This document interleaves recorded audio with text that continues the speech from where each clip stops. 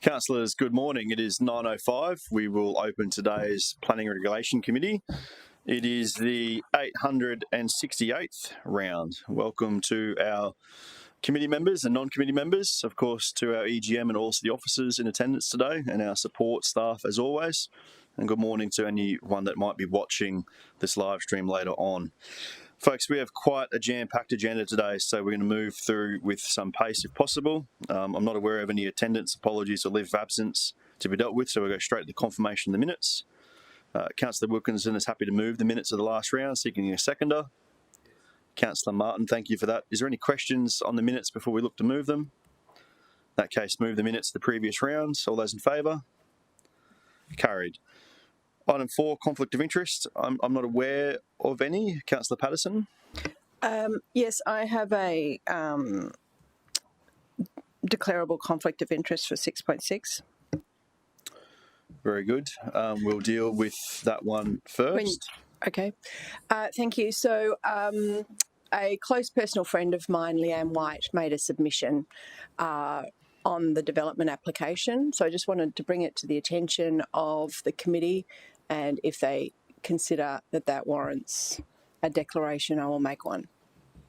Can I ask a question? Councillor Young, question for Councillor Patterson. Thank you. Thanks, Councillor Patterson. I think there were 580 submissions. Yeah. Did you discuss it with your friend? No, I didn't discuss it with her, but she did send queries and concerns subsequent to her submission to my office, just like many other residents did. I didn't answer those directly. I sought response for officers and provided those back. Thank you. Councillor Gates, question for Councillor Patterson. That Patterson is in the room for this one today. This is a massive departure from what City Plan anticipates on the site, and I'd be really interested to have her inform us of her view and her community's view. So I'd be happy to move that despite the councillor's conflict of interest, have we got words that suggest that Councillor Patterson's input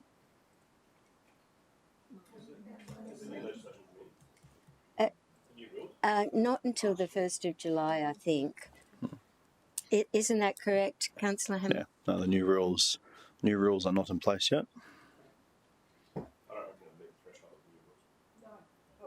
It wouldn't. Yeah. Happy to move that on this occasion. Councillor Gates has moved the procedural motion. Councillor Young is happy to second it. I'll just check there's no questions on the procedural motion before we take the vote. In that case, all those in favour? Against? It's carried unanimous, so I'll call it as that. Procedural motion's carried unanimous. Councillor Gates, your conflict? Well, I just wanted to mention the appeals report. There's several consultants mentioned in the appeals report.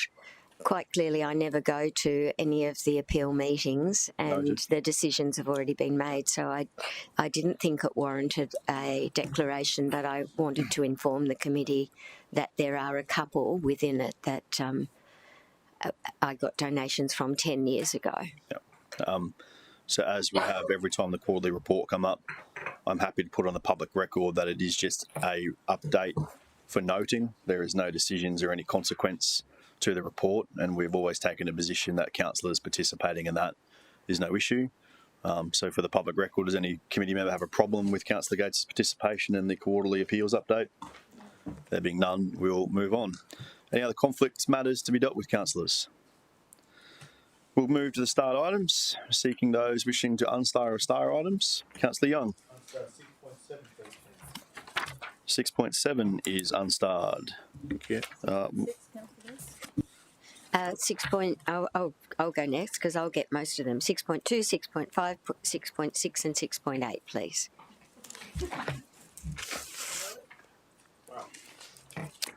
Councillor O'Neill. 6.9, thanks. Okay. So that leaves 5.1, 6.3 starred. Can I just check Is there an interest in 6.1 or 6.4 or 6.10 being started at all? Or are we looking to deal with those items separately? I have a question on 6.4. Chair. Okay, that's all right. 6.1, we have questions on 6.1, the e-mobility, electric bike stuff. No. Happy to star 6.1. Okay. We'll star 6.1. And then 6.10, the new planning scheme update. Do we have questions on that we're seeking to ask today? Yeah. Oh, okay. Yep, you do. That's right. Councillor Martin, that's fine. So, councillors, for confirmation, that is 5.1 and 6.1 and 6.3 that remain starred. All other items will be dealt with as separate. I'll move the starred items. A seconder, Councillor Wilkinson. All those in favour? The starred items are dealt with. By my reckoning, that takes us to item 6.2.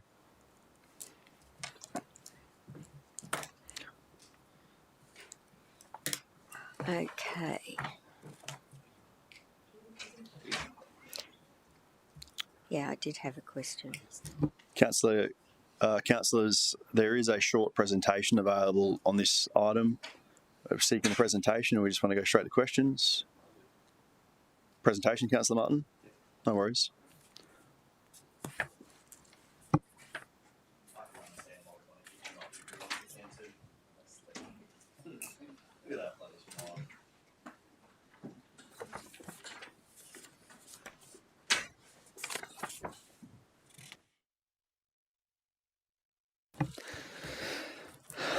Good morning to Jim and good morning to Joe. Okay, presentation on 6.2, please.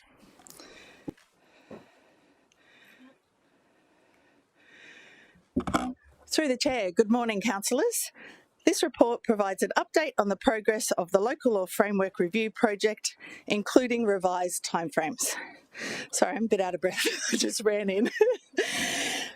In August 2025, Council endorsed the new local law framework and the drafting of a new suite of local laws and subordinate local laws.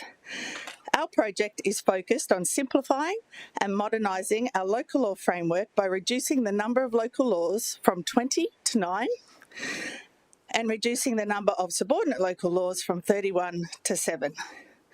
We are also introducing a number of improvements, including more consistent administrative provisions, the removal of duplication with state legislation, and clearer, more contemporary provisions that align with legislative requirements. Overall, our project aims to deliver a modern, efficient, and legally robust local law framework for the city. The Policy and Standards team has undertaken extensive engagement with internal stakeholders. To date, we've held around 50 workshops and meetings. These sessions have included officers, coordinators, and managers from across the organisation. And final sign-off of the draft local laws will be obtained from our general managers and executive general managers. Our stakeholder engagement has focused on reviewing the existing local laws, identifying operational issues and opportunities for improvement, ensuring that the proposed framework is practical, effective, and aligned with operational requirements. The drafting of several local laws is well progressed, with the remaining local laws either underway or scheduled to commence shortly.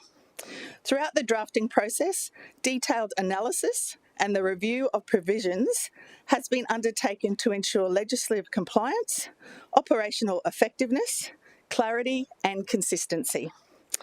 To support this process, policy decision documents are being developed to clearly set out any proposed changes and associated policy positions.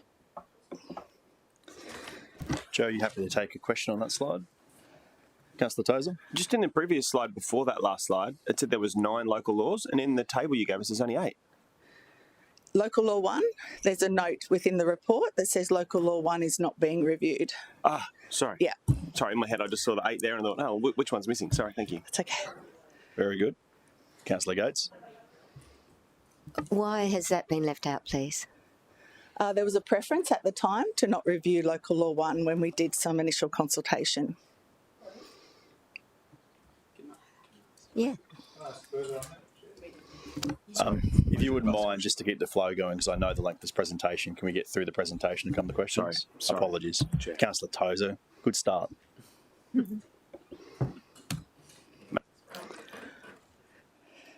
As each local law nears completion, councillors will be provided with the draft local law as well as the supporting policy position documents. This will provide councillors with the opportunity to review and provide feedback on the draft local laws and to meet with the project team to discuss any matters in more detail. This phased approach allows each local law to be considered separately and in detail. As the project has progressed, the original timeframes have been reviewed and updated to reflect current delivery requirements.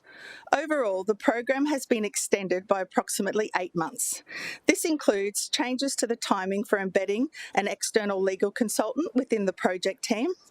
Additional time has also been required to complete detailed analysis and the review of provisions, which has been critical to ensuring consistency, clarity, and legislative alignment. The public consultation period has also been rescheduled to better support and optimise community engagement. Finally, additional time has been built into the project to properly consider the community feedback and, where required, undertake further refinement and redrafting of the local laws following that consultation. So, moving forward, the Policy and Standards team will continue progressing the drafting of the remaining local laws and subordinate local laws. Policy decision documents will continue to be developed to support the drafting process. Councillor consultation will be undertaken as each draft local law is completed. Once all drafting is finalised, a proposed to make report will be prepared and brought forward to Council. Subject to Council endorsement, formal consultation will then be undertaken with relevant state government agencies and the public. And following consultation, a final make report will be presented to Council for consideration and adoption of the new local laws. So, in summary, the Local Law Framework Review project is progressing well. It will modernise and streamline Council's local law framework while improving clarity, consistency and legislative alignment. Extensive stakeholder engagement and detailed drafting work have supported the development of the framework to date. The revised timeframes ensure appropriate legal review, consultation and consideration of community feedback. Ongoing engagement with councillors, stakeholders and the community will continue to be a key focus as the project progresses. Thank you.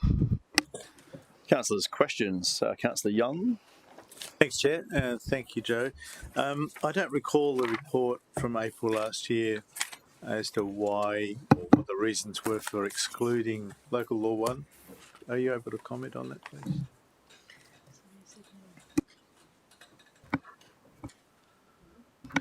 Through you, Mr. Chair, I believe at the time, I'd have to check, we did put the scope up, but I believe we were just advised not to review Local Law 1.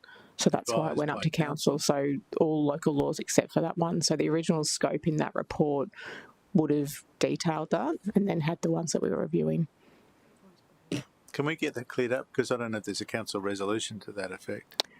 Through you, Mr. Chair, Councillor Young, the council resolution would be on page 77 there. And I think Yes. Correct me if I'm wrong, Joe, but the attachment 1 would have referenced that scope, which had the ones that we were reviewing. Through the Chair, yes, in the original report that was endorsed in April 2025, it did mention Local Law 1 wasn't being reviewed and that was endorsed at Council. Okay. And can you explain the reasons why we decided not to include that? Or why it was recommended for us not to include that? My understanding is that the preference was not to review that local law as it was fit for purpose at the time. Councillor Martin? Thanks, Chair. Just on that one, when was the last time, do you have the last date of revision on that one? I'll have to take that one on notice. Okay. I'd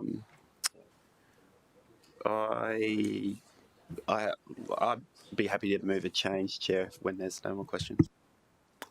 Question, Councillor Gates. Sorry, I can't see past my iPad. Through you, Chair, is it still compliant with current legislation, please? Through the chair, our understanding is that yes, it is. Okay, thanks. Sounds like that's it for questions, Councillor Martin. You had a proposed change. Councillor Tozer, sorry. So, were the council or the committee to want to review Local Law 1, what sort of extra resources would be required to add it to the list?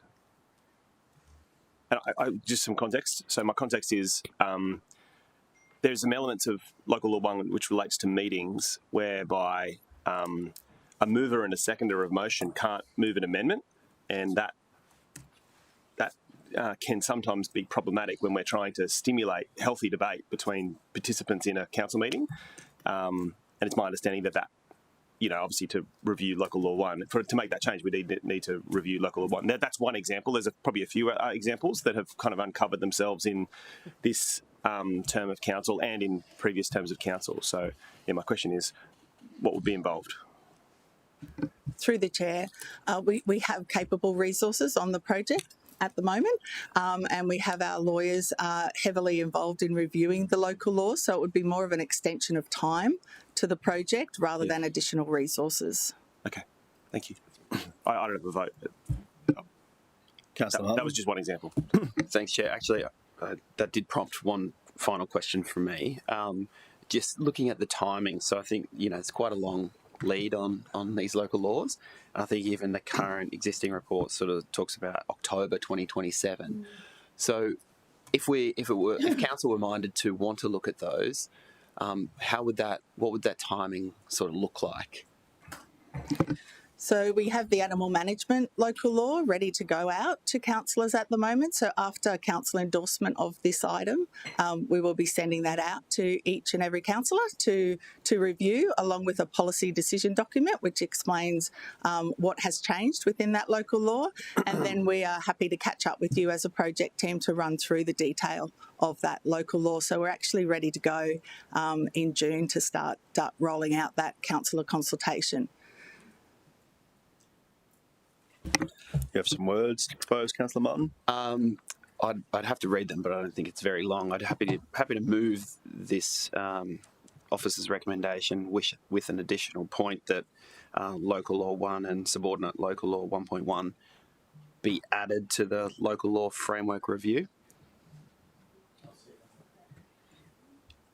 Right, we'll get some words up first, and Councillor Young is happy to second.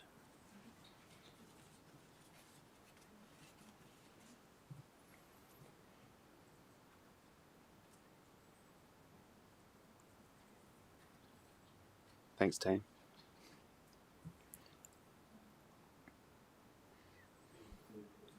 Be included, in the Local Law Framework Review.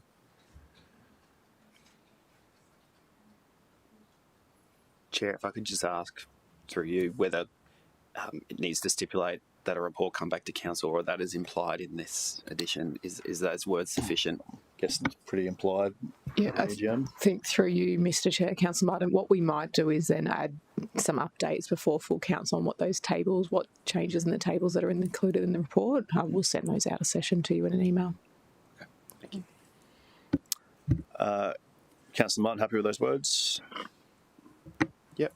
Councillor Young, happy to second those? In that case, the floor is yours to open debate, Councillor Martin.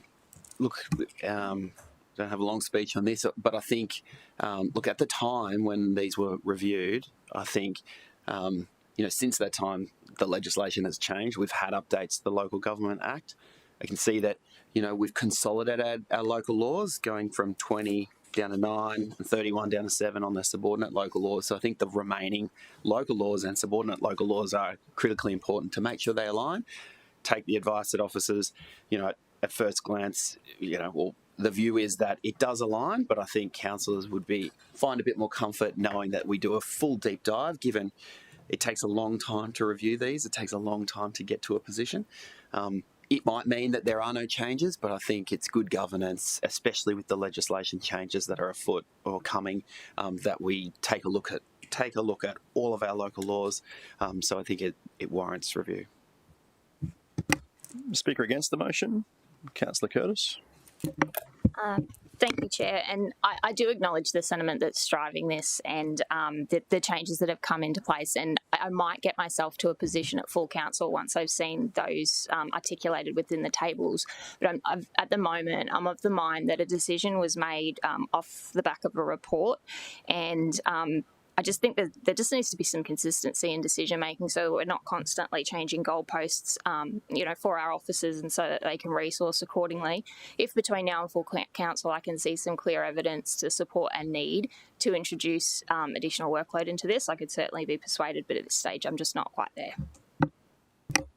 Speaker for the motion. I'm happy to take you, Councillor Tozer, on this.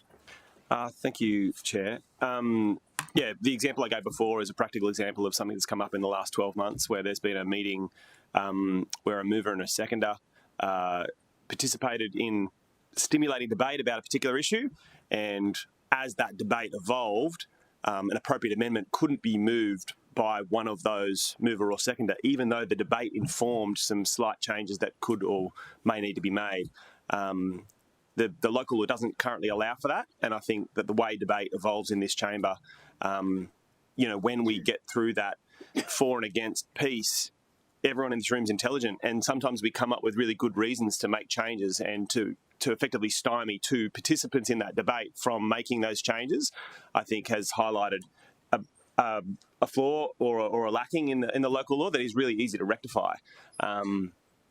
In the interest of making sure all of our colleagues get a chance to participate in that meeting process and move and second and then propose appropriate amendments, this is just one change. And I think if this is one change, then every councillor, it's incumbent upon them to read the local laws and see if there's any other changes. But even just for the sake of that one change, I think it's worth reviewing and supporting this motion posed by Councillor Martin. Speaker against the motion, Councillor Gates. Not speaking against, just wonder if we can have the information before full council about when the last review was undertaken, please. I don't recall one.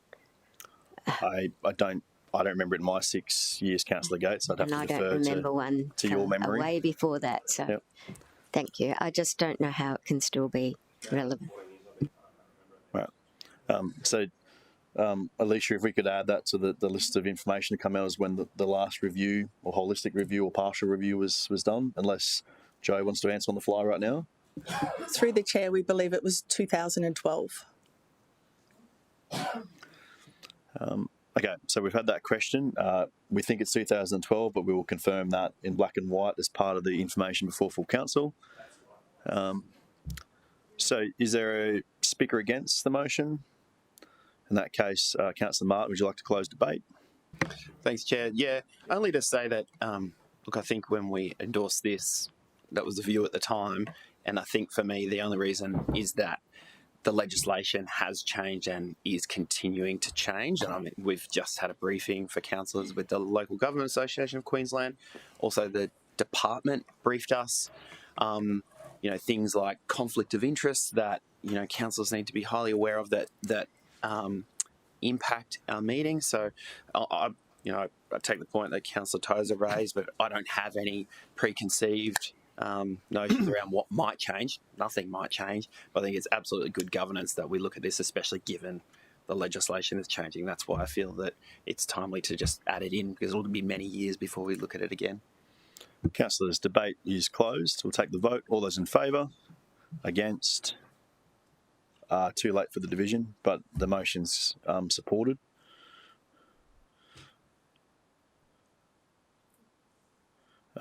Councillors, that is 6.2 dealt with. We'll move on to 6.4.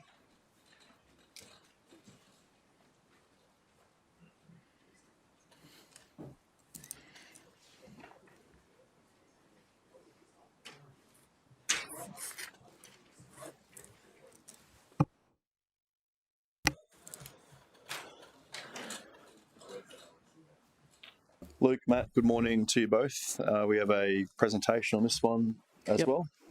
Very good. Thank you, through the Chair. Good morning, councillors. The purpose of today's report and presentation is to gain Council's endorsement for the city to enter into an agreement with the Department of Transport and Main Roads to regulate illegal camping and manage homelessness compliance on state-controlled roads and state-controlled land owned by the Department of Transport and Main Roads.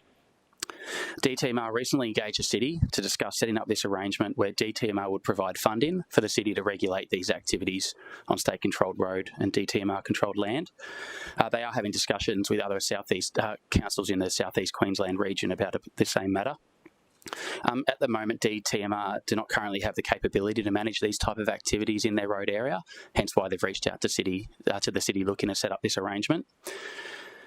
Currently, the City, legislatively, the City is able to obtain written agreement with DTMR to regulate our local laws on state-controlled road. And DTMR is currently assessing options to ensure City officers have the appropriate delegations to do that on state-controlled land within DTMR's power. Critical to this request, councillors, is the understanding that the adopted transfer of responsibility would be supported by an appropriate funding model.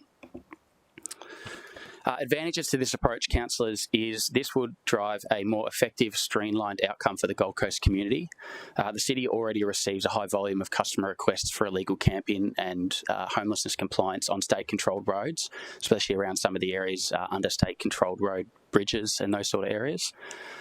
The community members do not often know who controls those various elements in those various land areas, and current variation in compliance approaches does cause frustration for the community. So adopting this approach would allow us to deliver a consistent service to all of those areas. Secondly, councillors, the City has a well-established, highly capable team to manage this type of activity, as per the recent report on this topic at last committee. That would support being able to drive that consistent approach and a great customer service to the community.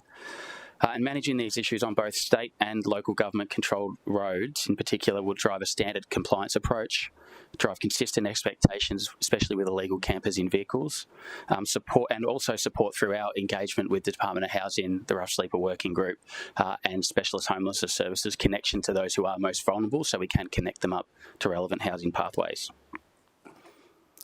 Disadvantages of this approach, councillors, is adopting this responsibility may inadvertently provide a community perception that the City is holistically responsible for homelessness. This perception already exists, and the City will continue to communicate our role in this space, which is public space management and local law enforcement. Adopting this transfer of responsibility may lead to more media requests, more community complaints, and more commentary around the City's role and performance in this space.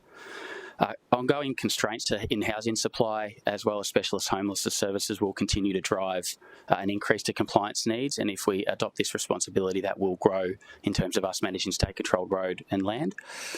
And finally, councillors, without the appropriate level of funding, the City would absorb additional compliance activities if we were to accept this service without that funding, which may reduce service level timeframes for other City laws compliance activities. We did consider two options for adopting this approach. The first one would be to manage this service with existing funds. Unfortunately, this option would require reprioritisation of existing City laws levels of services, which may have impacts on the broader community.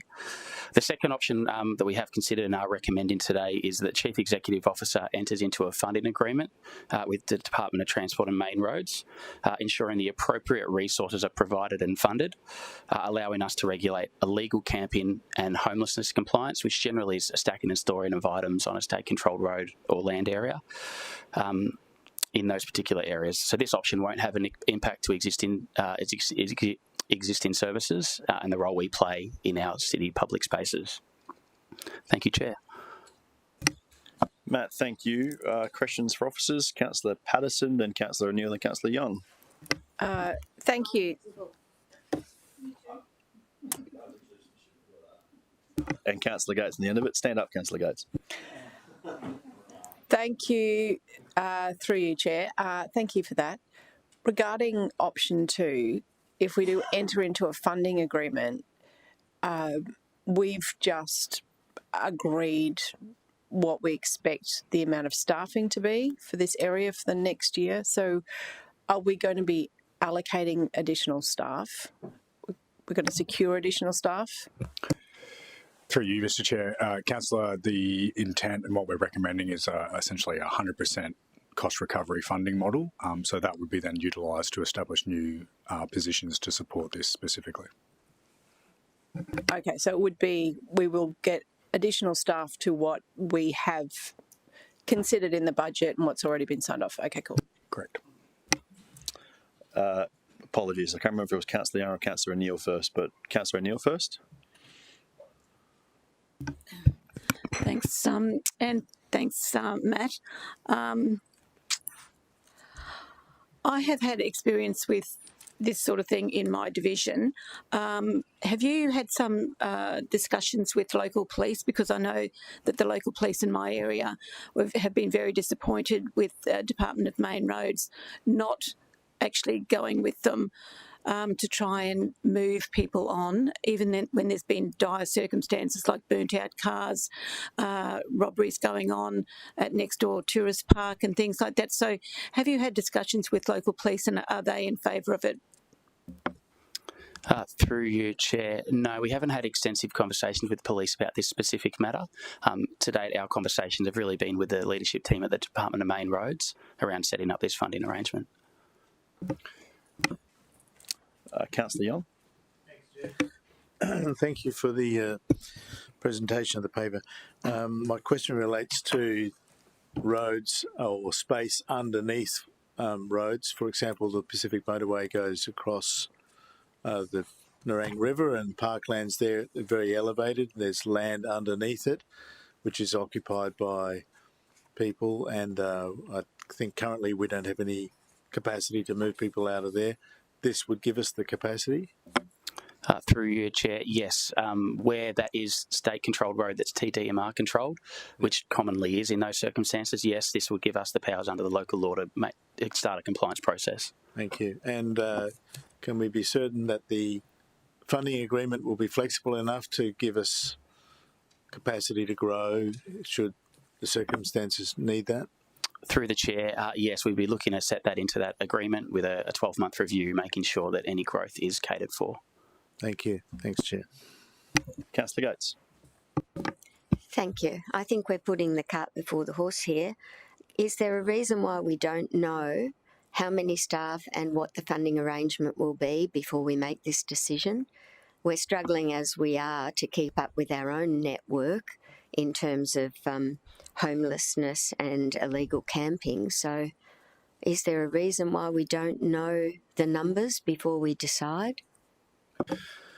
Through you, Mr. Chair, in terms of the numbers, obviously in a negotiation process with DTMR in regards to this, but wanted council endorsement of the overall intent prior to setting that in place.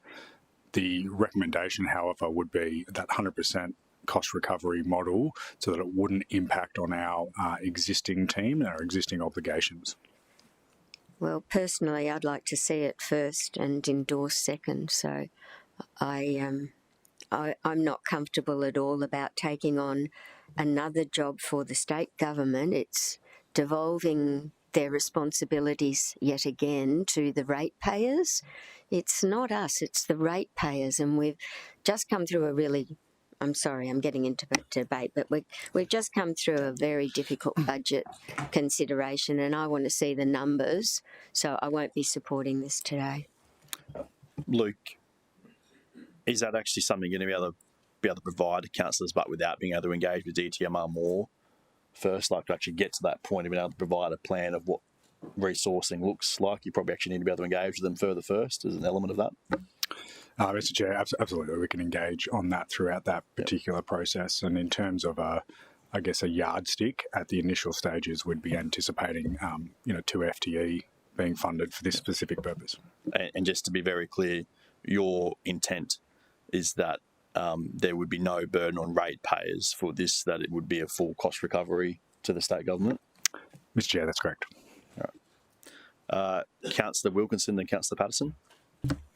Thank you, Chair. And I guess through you, can we possibly just see what the current recommendation is for this item? I know that there were some previous conversations between city officers and myself as well, and I just wanted to see if those conversations have been captured in today's recommendation.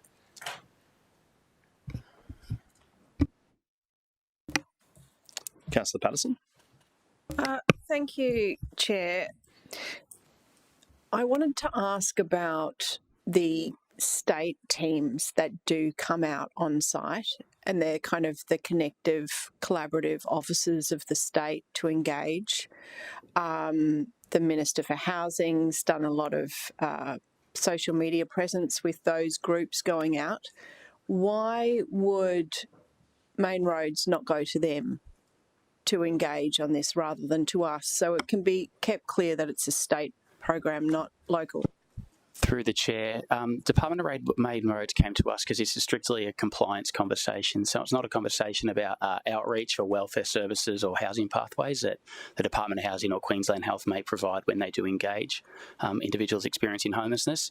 This is strictly about, like what our team are doing at the moment, ensuring compliance with illegal camping and any other breaches of local law in those areas. I appreciate that, but I consider the state officers out on site. The premise was that they don't have the resources. The state has people who are going out on site, so rather than us taking that on, why don't we give that back to another state department? I mean, I appreciate that they may not, that their fundamental core is not a compliance one at the moment. But if they're out on site, what's the difference between them going there and asking for QPS to come and support them versus us doing that? Because again, in the community's mind, then it is our responsibility again. And I think on this one, we want to be very clear that it's not.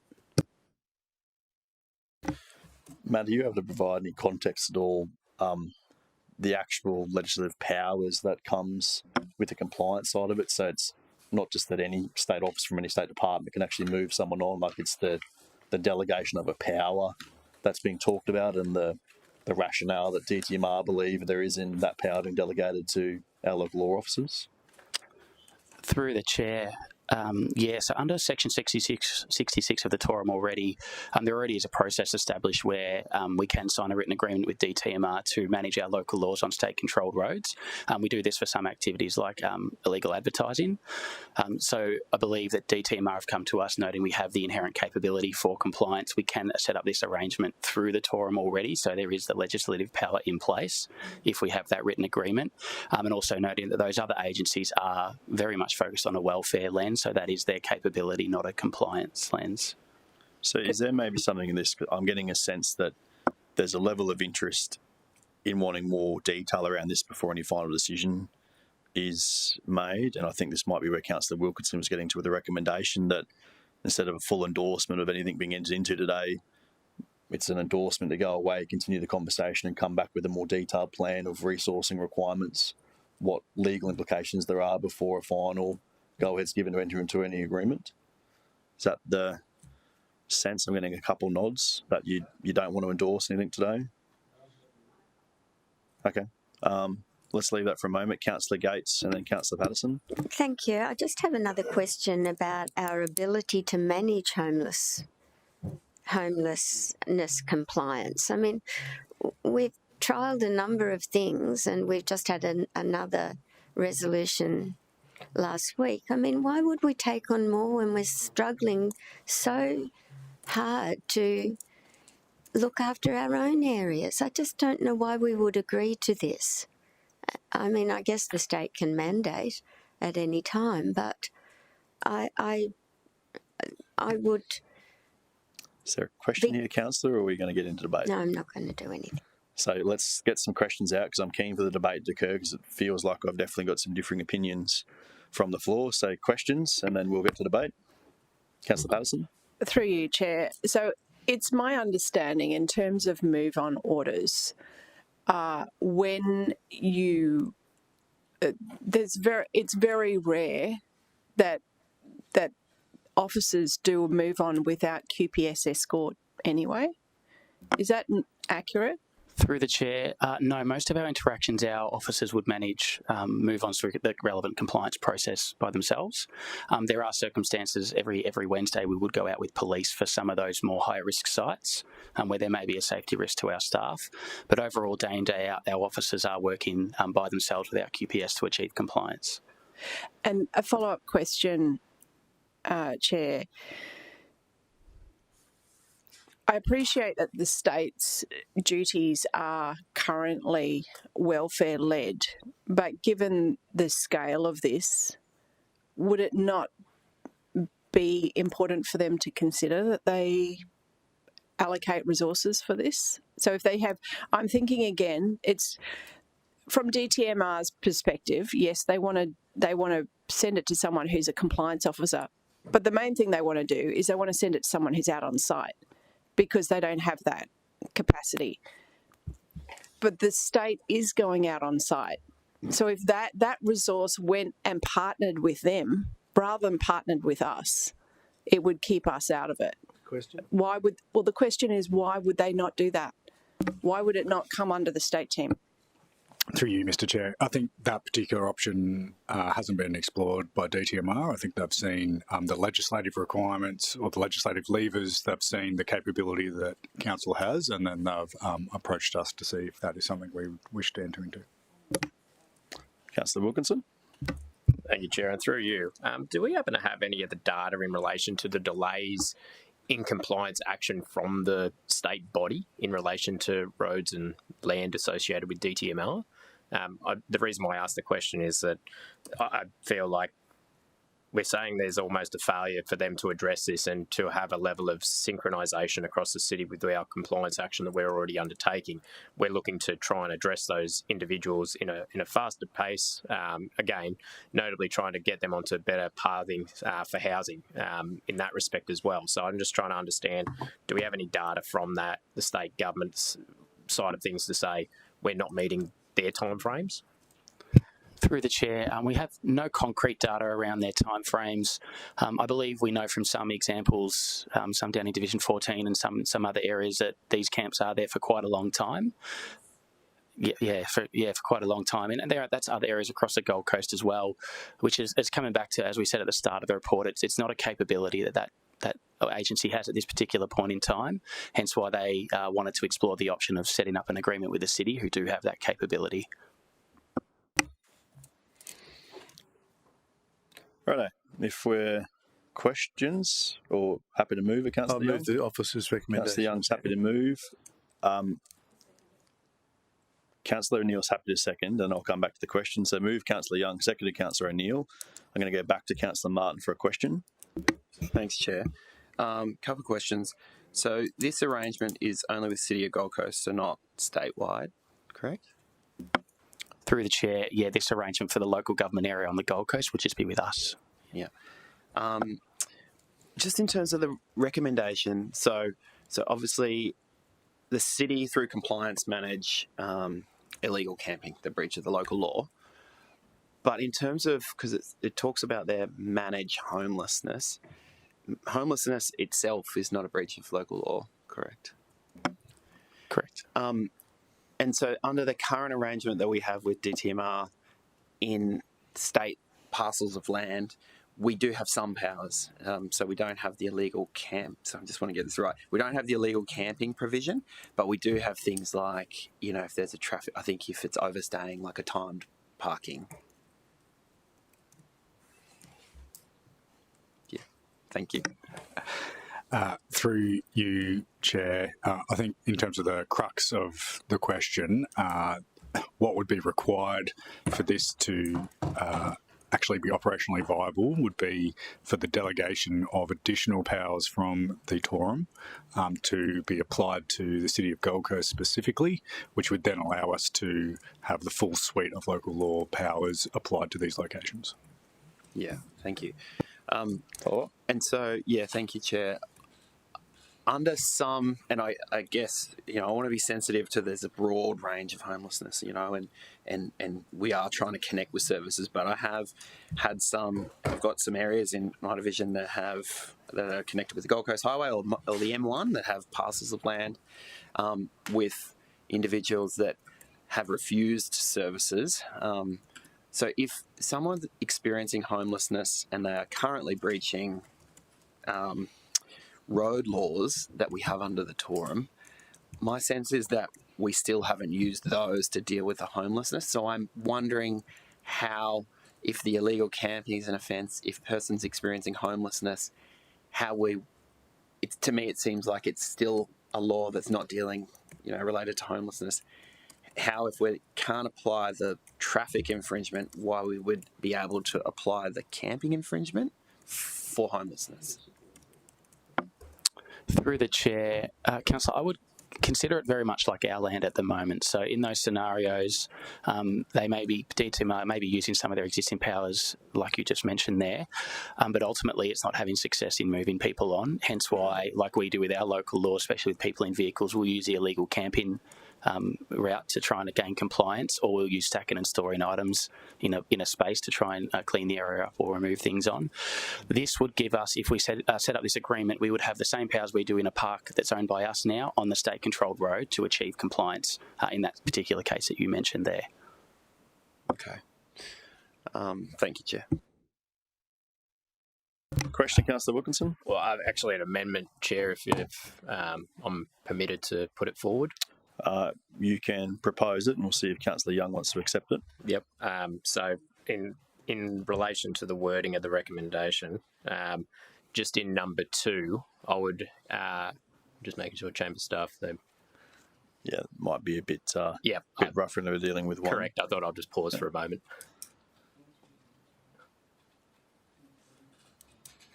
Councillor O'Neill. Just while we're pausing, and I do take the point that homelessness, that word in number 2 maybe should read sleeping rough in public spaces, because that's what we deal with compliance.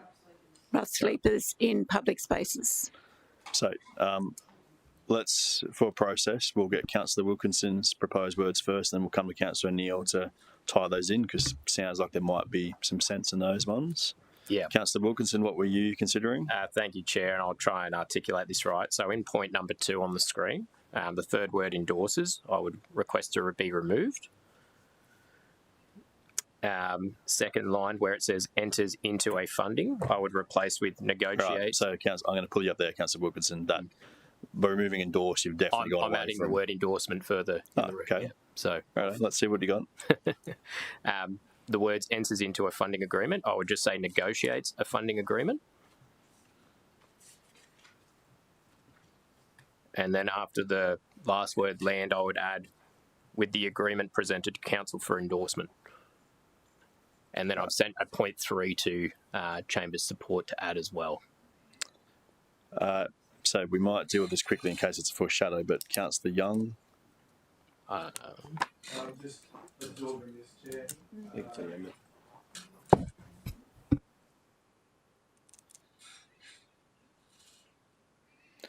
Effectively achieves the same thing, just with a final agreement coming back to us for final endorsement.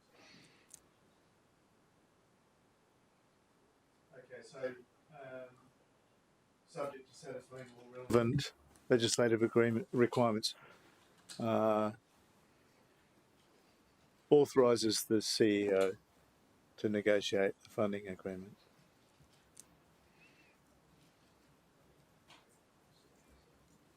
So in the first line, please. We'll just let those words be in red so we can be clear as we panel bit along what we've got to. So Councillor Young, was there one part of that you wanted to change? In the first line of number 2, before the words that the chief, it just says authorises that the chief. After that, comma. No, the first line. No, sorry. So legislative requirements, comma. Authorises that the chief. Authorises that the chief executive, not that authorises. Yep. Thank you. Okay. So Councillor Young, you're happy to accept those changes as your motion? I'm just looking at number 3 now. It's quite a significant amendment. Just one.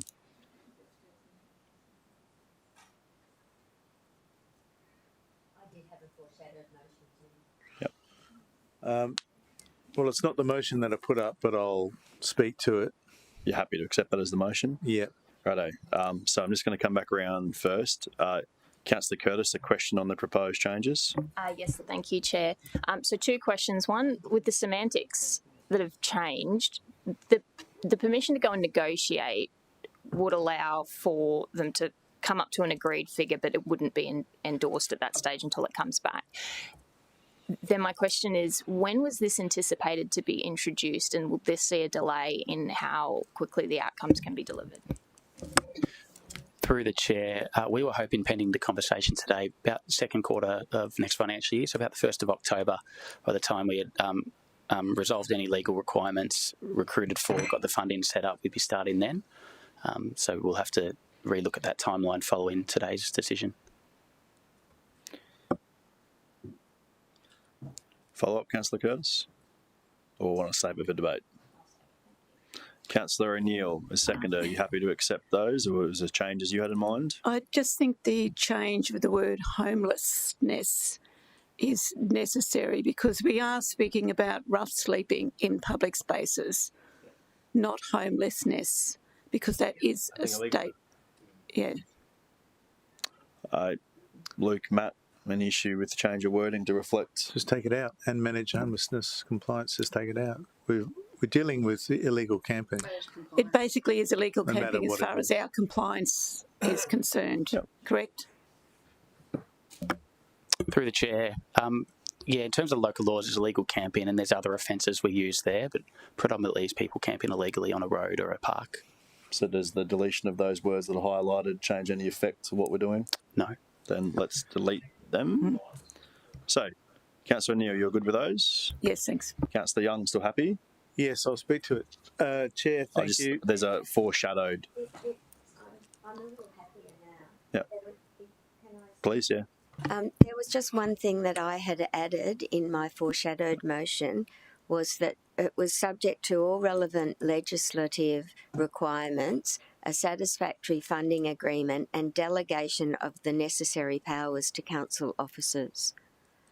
I don't see that we can do anything without the officers being delegated the power to act. So that if that were to be included in this, I'm happy. Yeah. So, Luke, Matt, I know that's the intent of this negotiation, but can we add some wording in to make that crystal clear that that would have to be part of it? So after the word funding, just say and governance agreement. So negotiates a funding and governance agreement. Councillor Gates, did you have some words that you... My words were and delegation of necessary powers to council officers. Yeah. So I quite like that because that's the clear intent that we're seeking from it. So, Councillor Gates, where are those words being inserted from? Negotiates a funding agreement ensuring, subject to relative... Well, we could put it after all relevant legislative requirements. We could say a satisfactory funding agreement and delegation of necessary powers to council officers. Or negotiates a funding and governance agreement. Right. Council subject to satisfying all relevant legislative requirements. And just say, and the delegation, after requirements, and the delegation of necessary powers to council officers. Yeah. What about a funding and delegation agreement? Well, it's coming back to us anyway, so I and that does that. Well, I understood it was definitely the intent. It'd been called out in black and white. Like that, I don't have a problem with. So we need the delegation of powers and we need a funding And I think agreement. it should say that subject to and put the council down further after... that's subject to satisfying all relevant legislative requirements and the delegation of necessary powers to council officers. Council authorises. So just take the first council out. I'm sorry to fiddle with this, but I think that's probably better. Councillor Young, it's still your motion. It's exactly as I would have worded it. I thought as such. Councillors, I do appreciate the Councillor Patterson. I'm just wondering, with the wording of homelessness that was in there, I wonder if the officers had included that because there is a distinction between illegal camping and from a human rights legislation, there's a very clear distinction between illegal camping and and homelessness. So it may be you can regulate illegal camping, but if they can prove, look, I don't have anywhere else to stay, then that goes into another domain and we've got another legislation piece. So I wanted to get the sense of that before we just go and change the officer's wording, which might alter stuff. Mr. Connery. Through you, Mr. Chair, that's the original intent of flagging the word homelessness, was then to link it with our existing people experiencing homelessness compliance program. However, the removal, I don't think necessarily changes the overall intent. We understand the outcome being achieved. Yep. Okay. Question on tinkering. So homeless is still mentioned in point 3. We removed it from point 2. Yeah. Oh, it's yeah.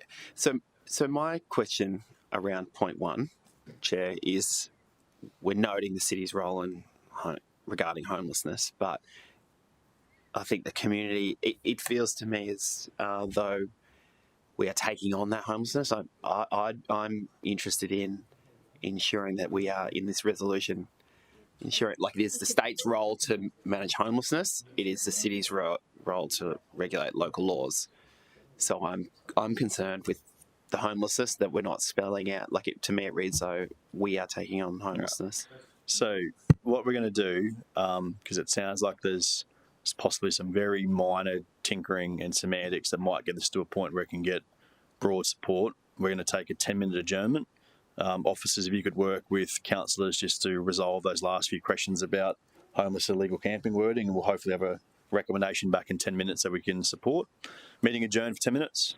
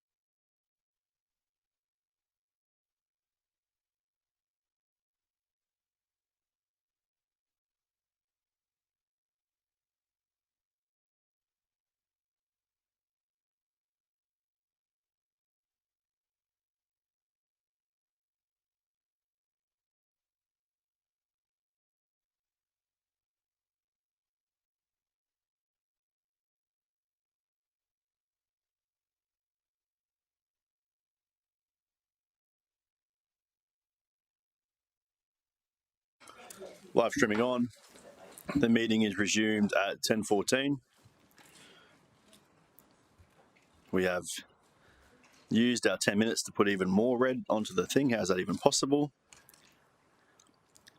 Okay. So it's up on the screen. I'm going to give just a few moments for all councillors to digest what is in there at the moment.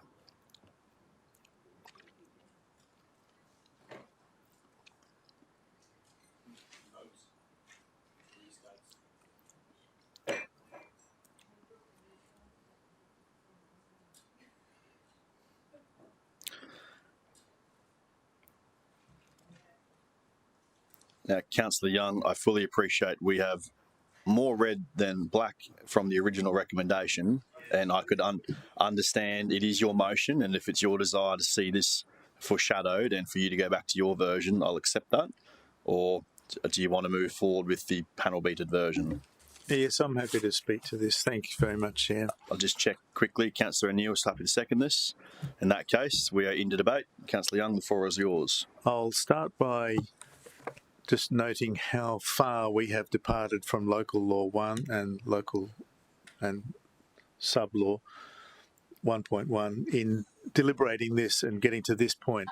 I mean, Local Law 1 just does not allow it, and it needs changes. Right. So the motion we have before us has obviously been constructed from healthy input from all councillors and the relevant officers. There is no perfect solution. We are, as a city, like everyone else, trying to deal with homelessness. It's a drastically terrible problem to encounter. It's difficult for those people, of course, and it's difficult for everyone to see. I have a lot of faith in our officers, and because the fact is they're out there every day, basically, trying to address this, and they've come to us with a reasonable solution that is practical and logical and has my support. I don't think that we're necessarily adopting any responsibility. We're just trying to coordinate activities within areas that are, in the eyes of the public, just public space. So, for example, Narang parklands along the river, we've got a big motorway going over the top. We've got parklands either side and a bit of state road in the middle. It's all just public land to the community, and it's all public land to those people who are camping illegally or experiencing homelessness. And so this gives us an opportunity to coordinate our activities in a logical way and try to deal with the problem comprehensively rather than shifting people from this bit of the park to that bit under the road. And I don't think it necessarily means that we're adopting anything outside of the norm. We're going to be funded by the state government for this role, and I'm sure that the CEO will negotiate a good outcome in that regard so that the city's not exposed financially. And I'll just draw to the officer's attention the fact that in the budget deliberations, and I can't be specific, we did allocate additional money to try to address circumstances that homeless people are experiencing, which is beyond the normal enforcement role. So I'd expect that to be part of the deal. We've got quite a bit of opportunity there for the CEO and officers to negotiate and come back to us with a comprehensive deal, and that's the time when we'll make the firm commitment. But at this point in time, this is really giving legs to a good prospect and trying to address a difficult problem. It has my endorsement. Thanks, Chair. Councillor Young, thank you. Speaker against the motion? In that case, Councillor O'Neill, I'll provide you a second of the chance to speak to it. Just briefly, thanks, Chair. We have been living and breathing illegal camping on DTMR land, state land, over several months lately, and I think that this is a really good outcome, that we actually partner with the state and look at a funding agreement with the state to help us to have more compliance officers. They really weren't having much success because they really don't have compliance officers in this space. And Councillor Young is correct. Residents just see this as all being public land. And my particular case, there was a lot of antisocial behaviour and crime happening and affecting the residents in local streets, this particular situation. So I'm certainly happy to support this today, and hopefully the state will give us adequate and funds to help make sure that their land is free of illegal campers. Thank you. Councillor Young, do you wish to close? Debate is closed. We'll take the vote. All those in favour? Against? The motion is carried unanimous. Matt, Luke, thank you very much. That moves us to item 6.5.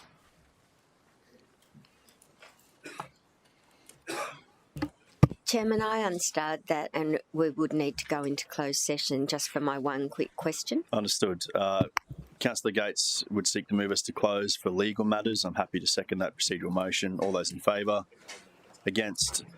Please take us to closed session. I do apologise to those in the gallery.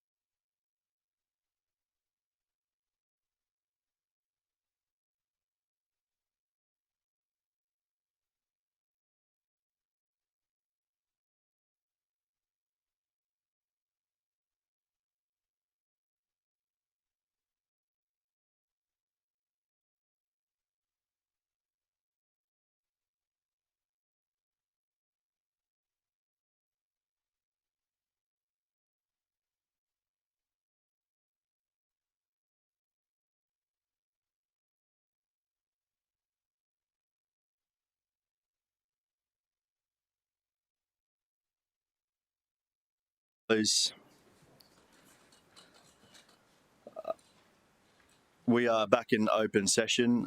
Thank you for the responses to those few questions and closed, officers. Councillors, unless there is any questions to deal with in open, seeking a mover for the item. Councillor Young is happy to move it. Councillor Martin is happy to second. Councillor Young, need to speak to it at all? Just for the public record, just to note that this is, we are only noting a report that deals with appeals that are current and in the city, and we're making no action other than noting the report. Thanks, Chairman. Councillor Young, that's a very good open and close. With that, we'll take the vote. All those in favour? Against? The motion is carried unanimous. Councillors, that moves us to item 6.6. Time to deal with the DA, lo and behold. Who would have thought it in Planning Committee?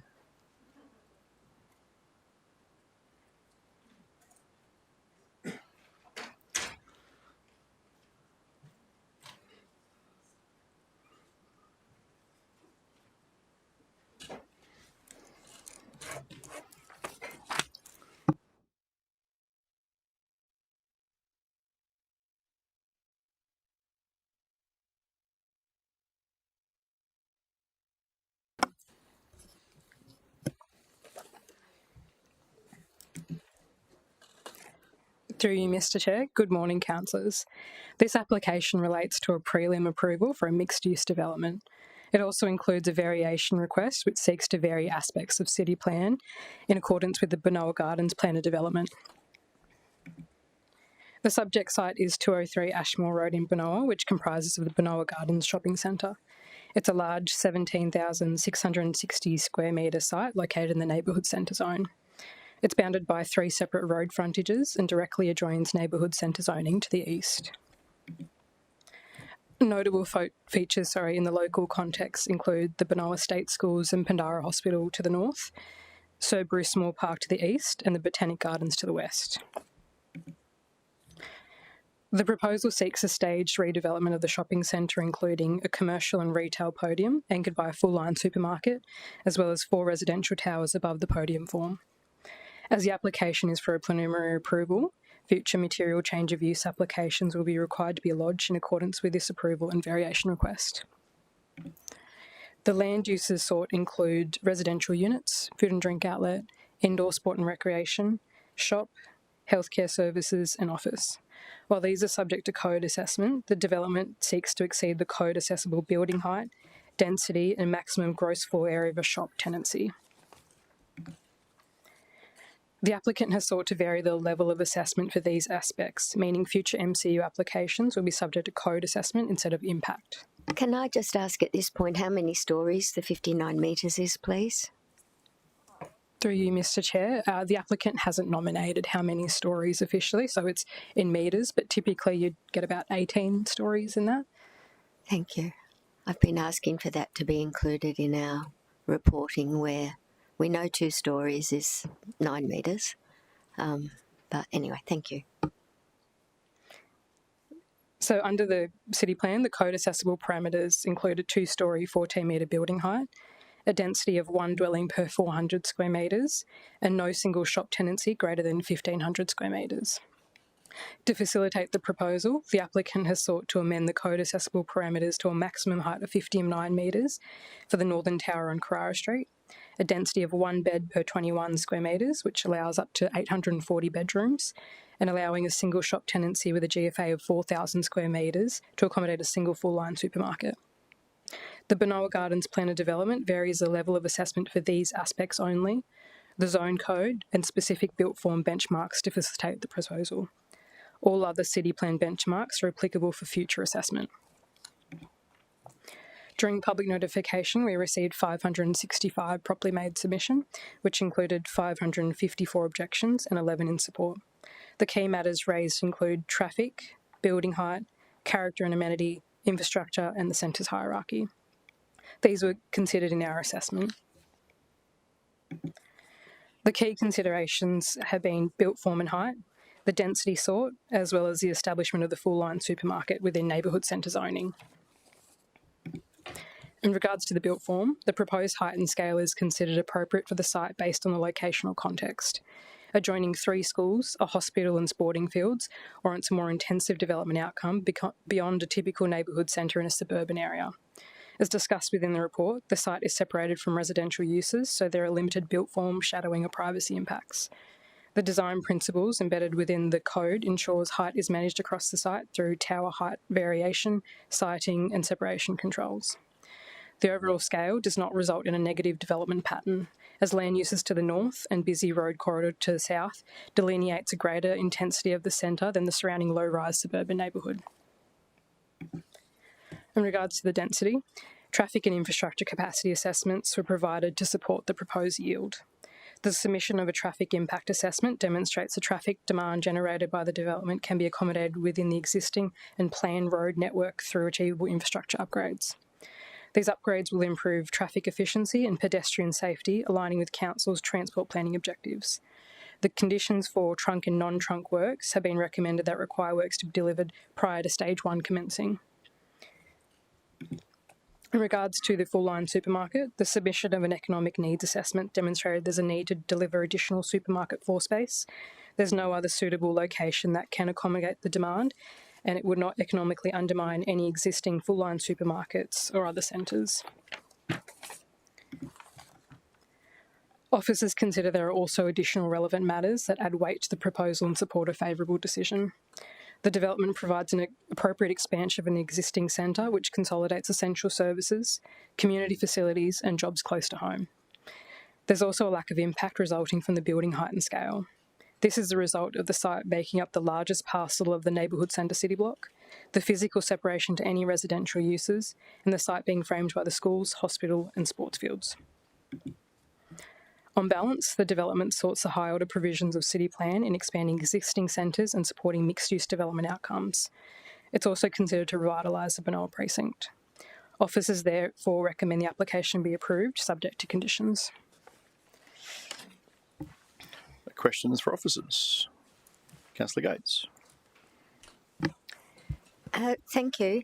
In reading the report, it mentions the commercial and retail uses opposite, and yet there was a map that just came up indicating the zoning, and it looks like they're still low-density res zoning. So my question is, are all of the commercial and retail uses along Ashmore Road on the opposite side of the road approved? Do you, Mr Chair? So it is low-density zoning across the site along the south. However, there's a pattern of commercial uses that front Ashmore Road, and that kind of extends all the way to the north as well. In terms of if they're approved or not, I can't say, unfortunately, but there is a quite established pattern of those commercial uses. Okay. Can you please tell me, it indicates that the neighbourhood centre goes all the way along Carrara Street to the intersection of Ashmore Road. Would this set a precedent that we could have up to 59 metres going all through, so other owners may submit applications for a similar height? Through you, Mr Chair. So the development is for this site only. So it's a pretty large site. I think it's just over 17,000 square metres. So for this one, if it gets approved, the code accessible height would be 59 metres. However, that's only for this site and not the adjoining neighbourhood centre zoning. But the rest of the neighbourhood centre does extend up to the point of the intersection of Carrara Street and Ashmore Road. Through you, Mr Chair, it does, but the application is only for this site. I get that, but would this set a precedent, please, for height in the neighbourhood centre? Given the neighbourhood centre is the one single zoning, would this set a precedent for height? Through you, Mr Chair, I think that's subject to further assessment in the future. Okay. Can you tell me, and this might be a question through you, Chair, to either Alicia or Mick, but why it wouldn't be considered that this, given there's a 9 metre height and 14 metres with the 50% uplift under the current city plan, why would we be forging ahead when the city plan is under review? Why wouldn't we wait and let the community have an opportunity to engage, submit and understand because this is a very stark removal from what city plan suggests in terms of height, density. What was the other thing? Anyway. Mr. Moran, you able to provide some insight on the legal rights for a prelim application? Through you, Mr. Chair, because an application has been made, officers have assessed it. It's met all the requirements to be a properly made application. It's been evaluated and a recommendation's before you. We don't have any legal ability to prevent the application from coming in or prevent a decision being made. The decision's open to the council on how it would like to decide the application, of course. And Mick, just to confirm still, the fact that a new planning scheme has been worked on has no impact on assessment? Mr. Chair, we haven't had any regard to the new planning scheme at this point because it's not appropriate to do so. So I get back to if this is considered appropriate at 45 metres higher than the code assessable height, is city plan that wrong? Like, I just can't get my head around how you satisfy the community submissions with such a huge departure. So can the officers give me some confidence that there is an explanation for going from 2 stories to 18? Through Mr. Chair, throughout the report and the presentation we've just received, it's acknowledged that obviously this proposal doesn't comply with the current building height map. But the report, the assessment and what's in the report, particularly if you want a summary of it, page, lost it now.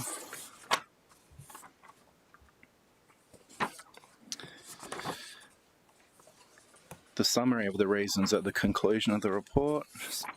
Apologies, I've lost the page again. So page 218 provides those reasonings. There is an ability under this legislation, the Planning Act, for an application to be made that obviously goes outside mapped building heights. It's a performance assessment. This particular proposal, I think, acknowledges that, and hence the reason why they've chosen to lodge a preliminary approval and a variation request application under the scheme. Officers have found that it complies with the Act and have recommended an approval. Okay, thank you. That's all for the moment. Councillor Patterson and Councillor Young. Thank you. I'd just like to do a follow-up for Councillor Gates through you, Chair.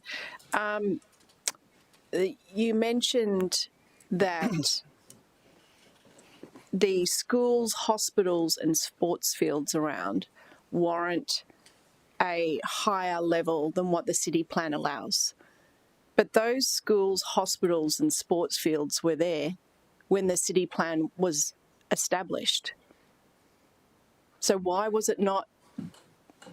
Why did, if it considered that it was suitable, why did our city plan not establish that at the time? So just acknowledging these are assessment officers and not strategic officers, but Mick, you're probably best placed to give some context possibly. Through you, Mr. Chair, again, the officers have done an evaluation of a range of things. The schools, the parks, all those contextual factors are part of the assessment, and I think a part of the reason why it'd be appropriate to have a development of this scale and intensity on this land. It's not to say that at the time the city plan was wrong, but there is an ability to lodge an application, and that's what's happened here. We've weighed up a bunch of different things and have come to a view that the application should be approved. A lot? Yeah, so on that one, I appreciate that, but the argument that we're given is that what warrants the higher levels is something that hasn't changed. It hasn't changed for decades. There's been a hospital, there's been 3 schools. So I'm just, in terms of the planning rationale, before we get into anything else, for the variation of this magnitude, when it's not like we've put new schools in, they've always been there. So if there's a comment on that, thanks. Through you, Mr. Chair, when considering the building height, we've looked at, I guess, what's intended for neighbourhood centres typically, and they're generally, small scale corner stores within a suburban area. But when you look at this site here, it really functions and appears beyond that, more like a district centre, and having those, social infrastructure, the hospital, it obviously looks like that as well. So when we've looked at the height, we think having additional height there kind of reinforces the importance of that little precinct. I do have some other questions, but they're on other topics, so I might just wait until committee members have asked.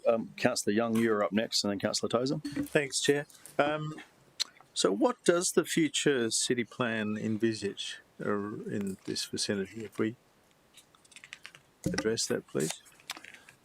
Through you, Mr. Chair, I don't believe the planning work has got up to site specifics for this bit of land yet. No, I'll leave it at that for the moment. Well, yours, Councillor Tozer. Thank you, Chair. So my first question actually relates to your remarks about the commercial uses along the southern edge of Ashmore Road. And just to restate, those are zoned low-density res, is that right? And is that right? Yeah. And we're not sure, as part of this planning assessment process, we're not sure whether all of those are lawful commercial uses or otherwise. Is that correct?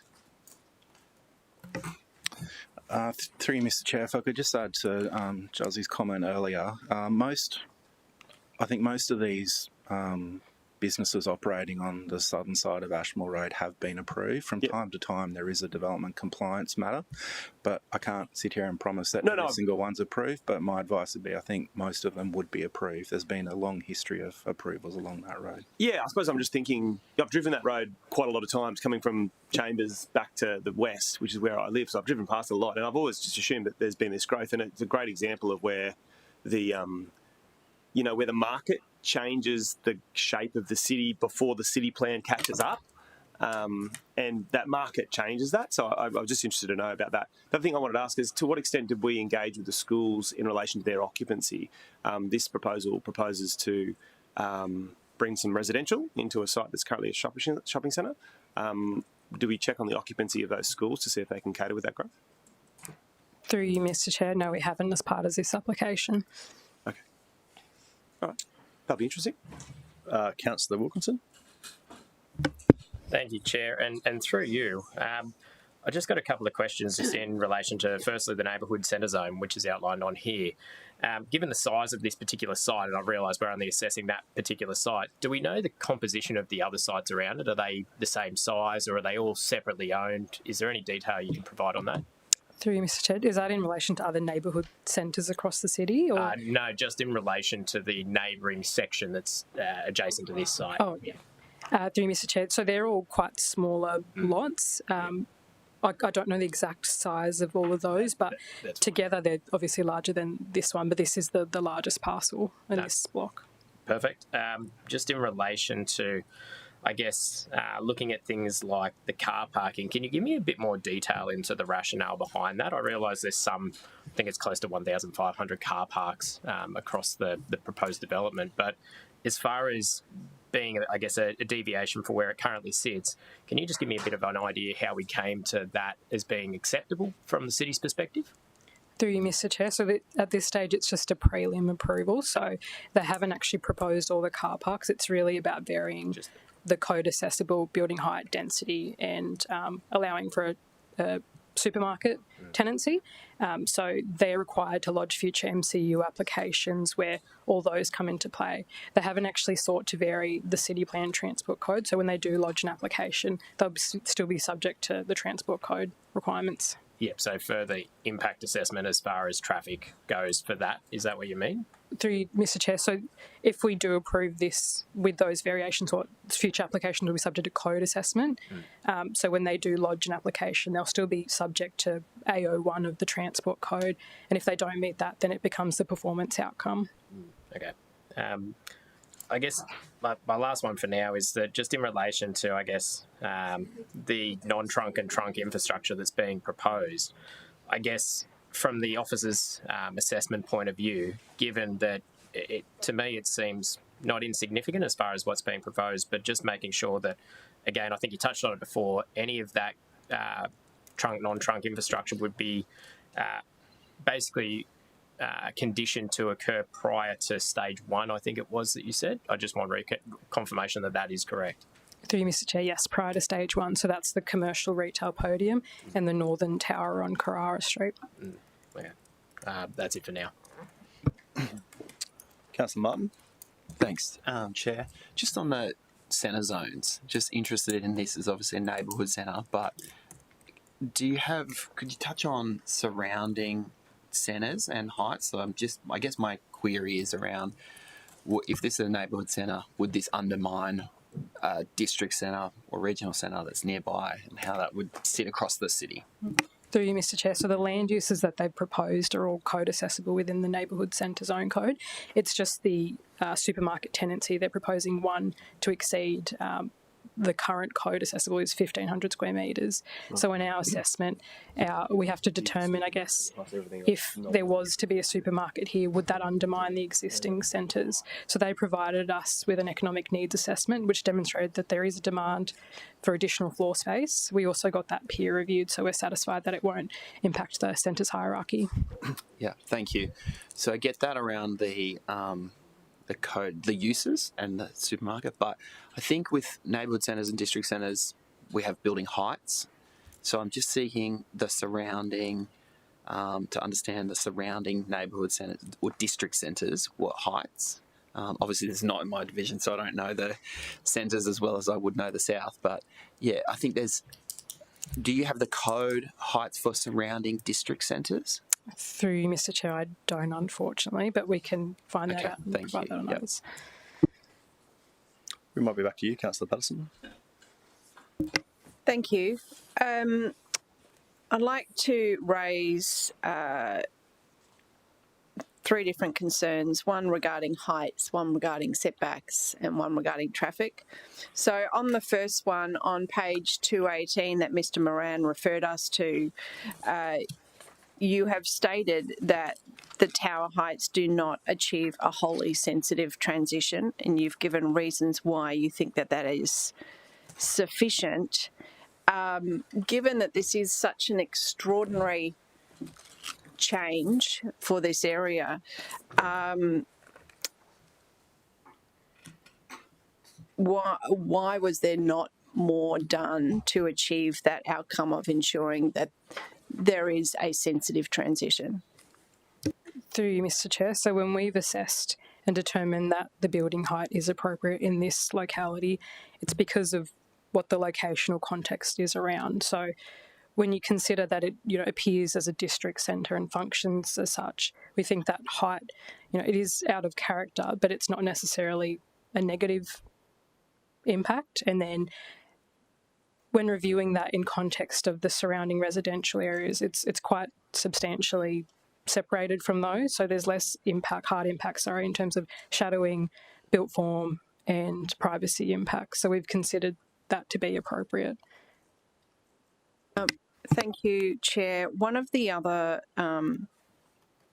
outcomes that was provided is that,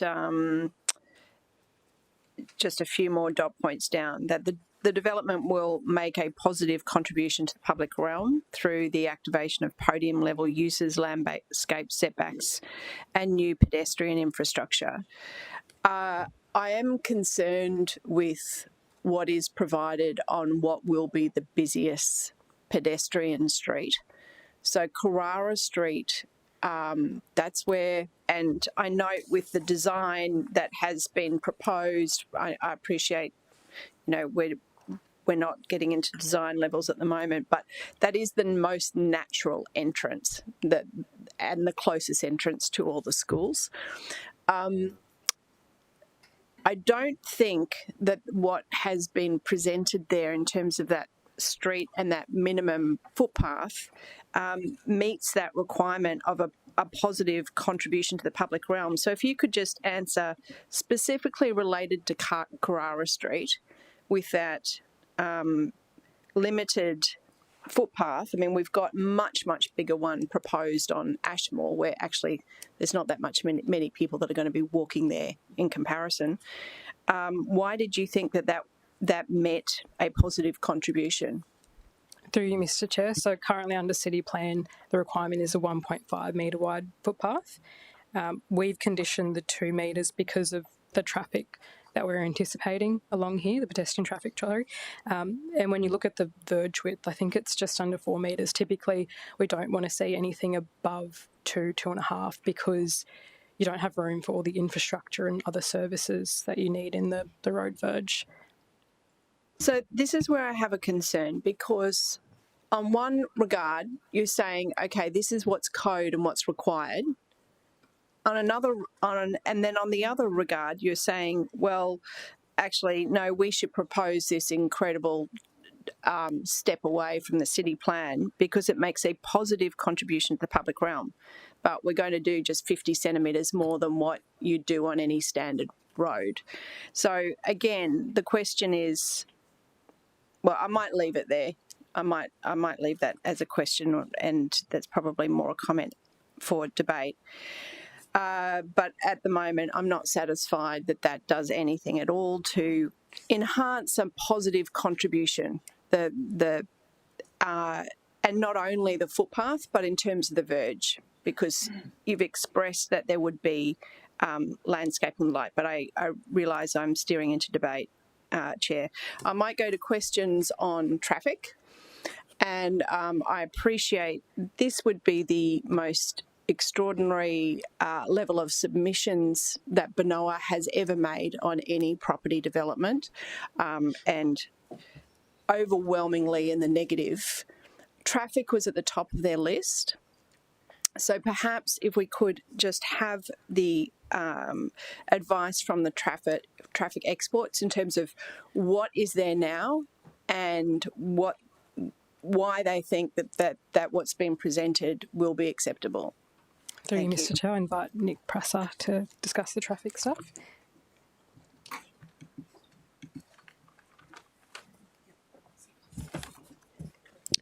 Yeah, thank you. Through the chair. So what's there now? Obviously, we've got a signalised intersection at the junction of Ashmore Road and Benoa Road. We've also got a roundabout at the intersection of Benoa Road and Carrara Street. And then we've also got a signalised intersection at the intersection of Ashmore Road and Carrara Street. So they're the sort of the 3 key access points for the development site. And what we're proposing is to undertake some capacity upgrades to the intersection of Ashmore Road and Benoa Road. What's happening at the moment is the right turning lanes on Ashmore Road are too short for the current traffic that uses it. And what happens is that right turning traffic queues back into the through lanes. So then that has the effect of diminishing travel movements for the through traffic, which then affects intersection operations. So the first thing we're looking at is extending the turning lanes, right turn lanes, left turn lanes at the intersection. And we believe that the additional turning lane capacity at the Benoa Road leg will provide significant improvements to the operations of the intersection.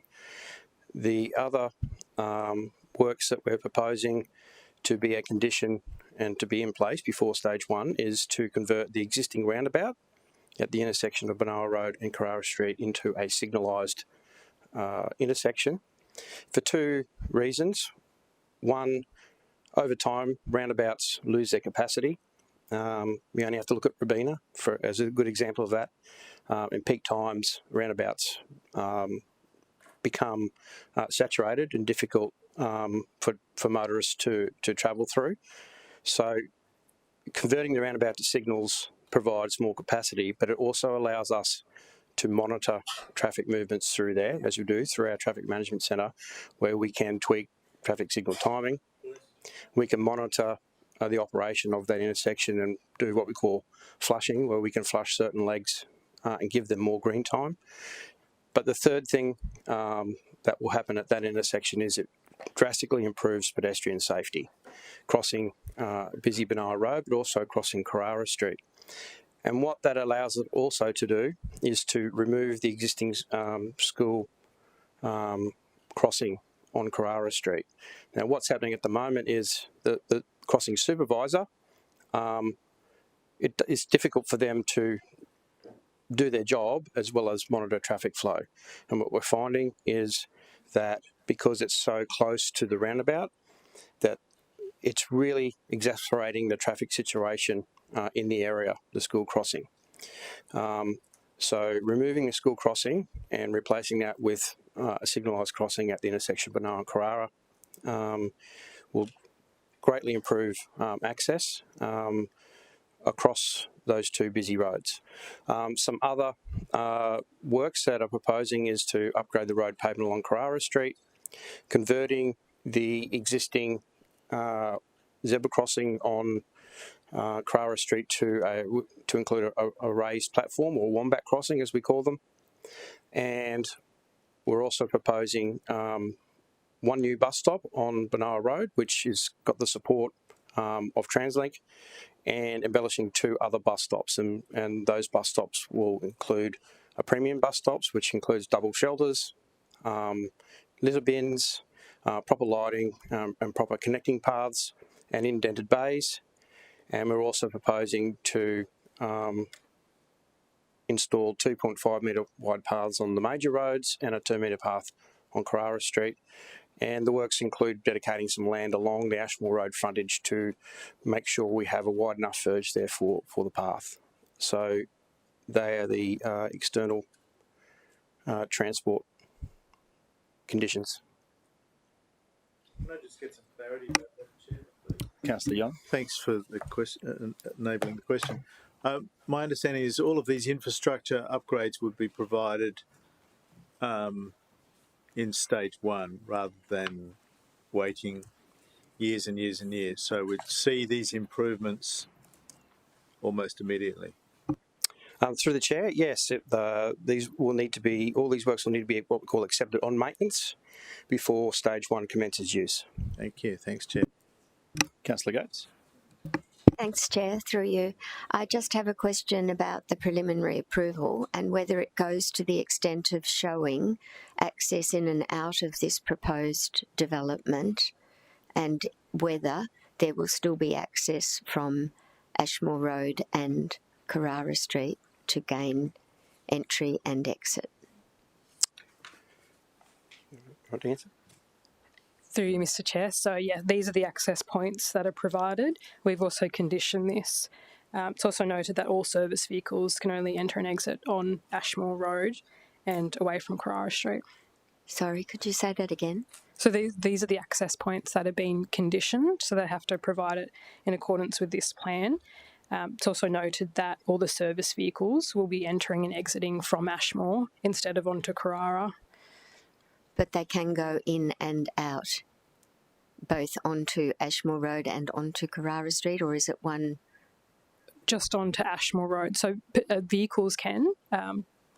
The residents and visitors to the shopping centre, they can come from Carrara Street and Ashmore, but the service vehicles will have to enter and exit from Ashmore.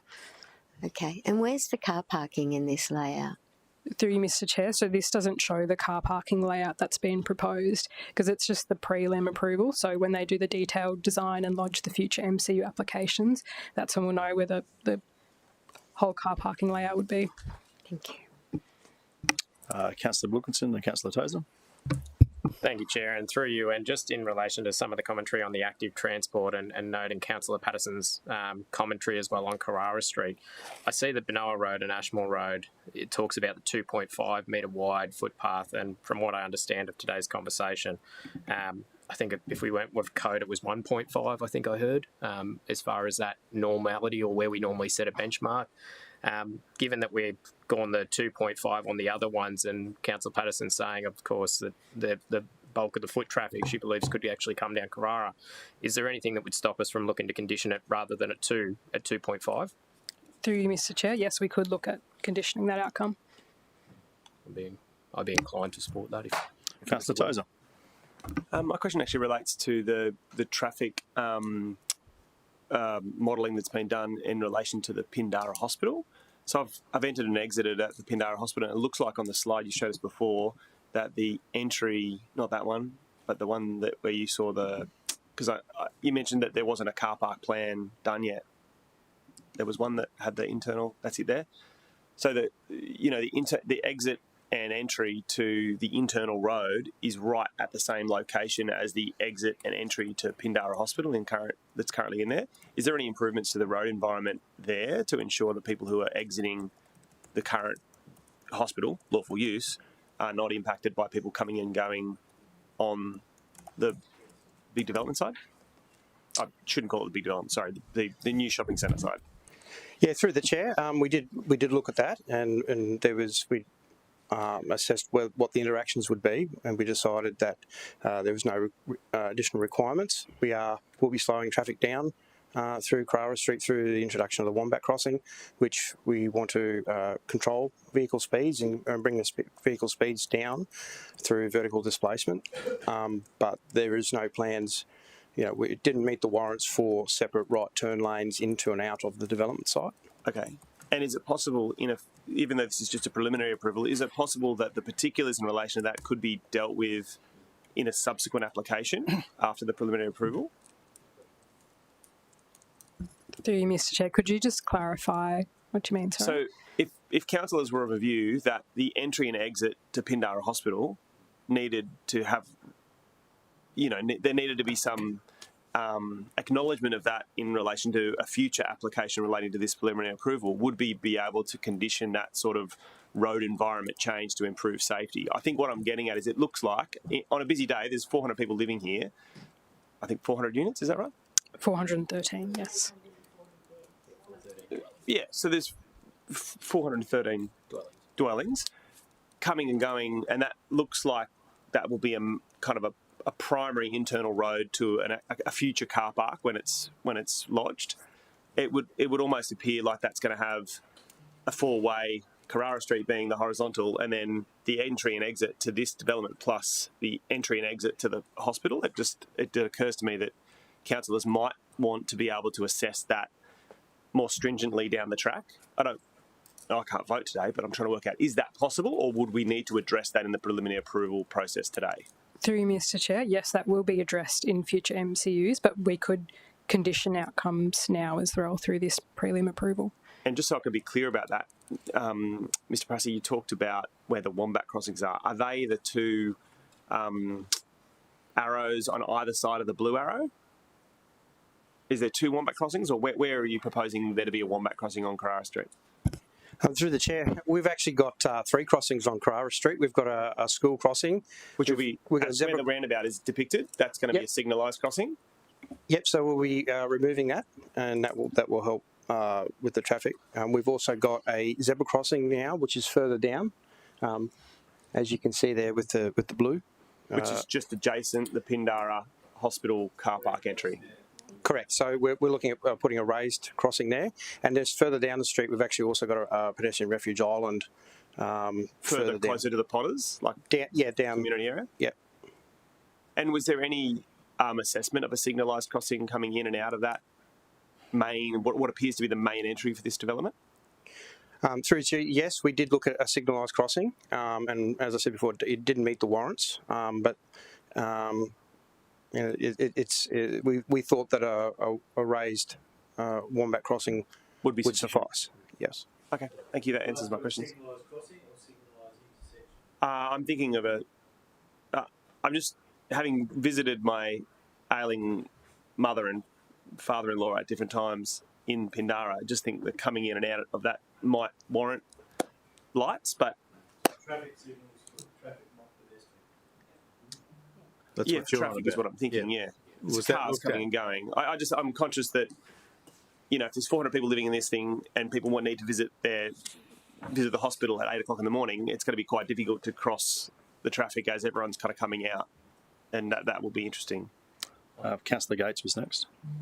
I just want to add to that commentary. I'm a very frequent visitor to Pindara, unfortunately, and that exit from the car park is definitely reliant upon that existing zebra crossing for a break in the traffic to enable especially vehicles turning right. So it's definitely an issue. I just wanted to add my voice to that. So, Mr. Prasad, possibly before full council, would you be able to provide a little bit more information on what assessment was undertaken so far on the cross points that's been referred to by councillors, acknowledging that subsequent future applications will assess it as well, but just what assessment has been done so far on that particular issue? Certainly. Yep. I think Mr. Prasser said that it met the warrants for a treatment, so that's the basis on which I'd like to pursue it if it met the warrants. Yep. Thank you. Councillor Wilkinson. Thank you, Chair, and I'm supportive of the commentary that's just been had on that. I guess what I just wanted clarity on was, say, for example, although this is the prelim, if there was a future MCU, could something along the lines that it may already make up what they would potentially put forward as a potential MCU in the future, if there was a left turn, left in, left out kind of arrangement, would they be the types of things that would be considered as part of future MCUs in consideration of the traffic impact assessment?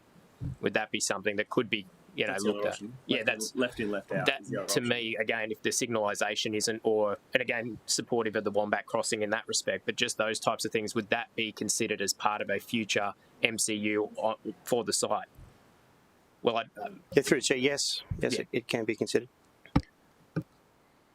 Councillor Patterson. Thank you, and I thank the committee members for, and non-committee member, fellow non-committee member, Councillor Tozer, for really highlighting what is a real frustration for residents at the moment. Coming out of Pindara onto Carrara is very, very difficult, and we're talking about adding an entrance for 413 units. I understand you saying we could condition it in the future. I'd feel far more comfortable if those conditions were allocated now. So what could we condition a left only out of that spot? Through the chair, we can definitely have a look at that before full council. What you've got to remember, though, is if you do change the access arrangement on Carrara into, say, restricting right turns, all it's going to do is distribute traffic up into Ashmore Road. Benola Road, which is going to cause problems. Correct. So putting it here keeps traffic away from Benola and Ashmore, and that's our key journey marker intersection in this whole suburb. So you just got to be careful about how that redistributes traffic. Right. Yes, of course. And then it will put more traffic on the other end of Carrara Street. Yeah. In Carrara Street at Ashmore. And I think you're right. So we've got a problem. And we're trying to look at it, how do we fix it? I don't know whether it's fixable. So Carrara Street currently, it's a very narrow street for what is on it. We've identified we've got a major Pindara hospital access. We've got now a very small shopping centre in comparison to what we're talking about. Is there any capacity to widen that road, or I mean, I don't understand how it's really not functioning now, trying to get out of those places and with the parking along that line. So is there any ability to widen or increase that road? Through the chair, so as part of signalising the Benola Road intersection, there will be 2 lanes on Carrara. There are other opportunities to do that, but that means you've got to take away some on-street parking. So, and I know how precious on-street parking can be for the community. So we have to weigh up whether you want on-street parking or whether you want an additional lane. From our perspective, we believe that the current configuration of Carrara Street will be fit for purpose with the additional traffic. And with the works, with the Wombat crossing, with the 2 lanes going into the signalised intersection, that will be sufficient for the capacity. We can look at other arrangements, but it would make compromises to on-street parking. Thank you. And with the parking, I'm wondering whether you were able to include in your assessments the fact that when we do the work that is anticipated for Sir Bruce Small Park, the current arrangement and loose agreement that we have with Pindara for their staff to park there, will be gone. So there actually will be far greater pressure on parking. Was that matter considered and included in the investigation? Through the chair, no, it's not a part of assessment of this development. It's a separate matter. So it may be a separate matter, but we do have. Do you know how many Pindara staff are parking currently in Sir Bruce Small, that won't be available for them? It's got to be at least, I don't know, but it's a lot, right? And it's currently there and that won't be available in the coming years. Is that correct? Through the chair, sorry, I can't answer that question. I'm not quite sure what's happening exactly in Sir Bruce Small Park. I know that if they are, our open space people are embellishing the park, they need to provide additional car parks. We're talking about 15 new netball courts, and we all know netball centres. You have to look at Firth Park. A lot of car park supply needs to be provided, and I think that that really needs to be looked at as part of the park master plan. And it is, and I understand that. However, as you've pointed out, the car parking that's allocated for Bruce Small Park is being designed for the needs of the people in that park. What I'm talking about is the parking in that park is currently being used by Pindara, who will be outplaced to other parts of it, and I'm just confirming that that hasn't been considered in this investigation. Councillor Patterson, can I just get an understanding?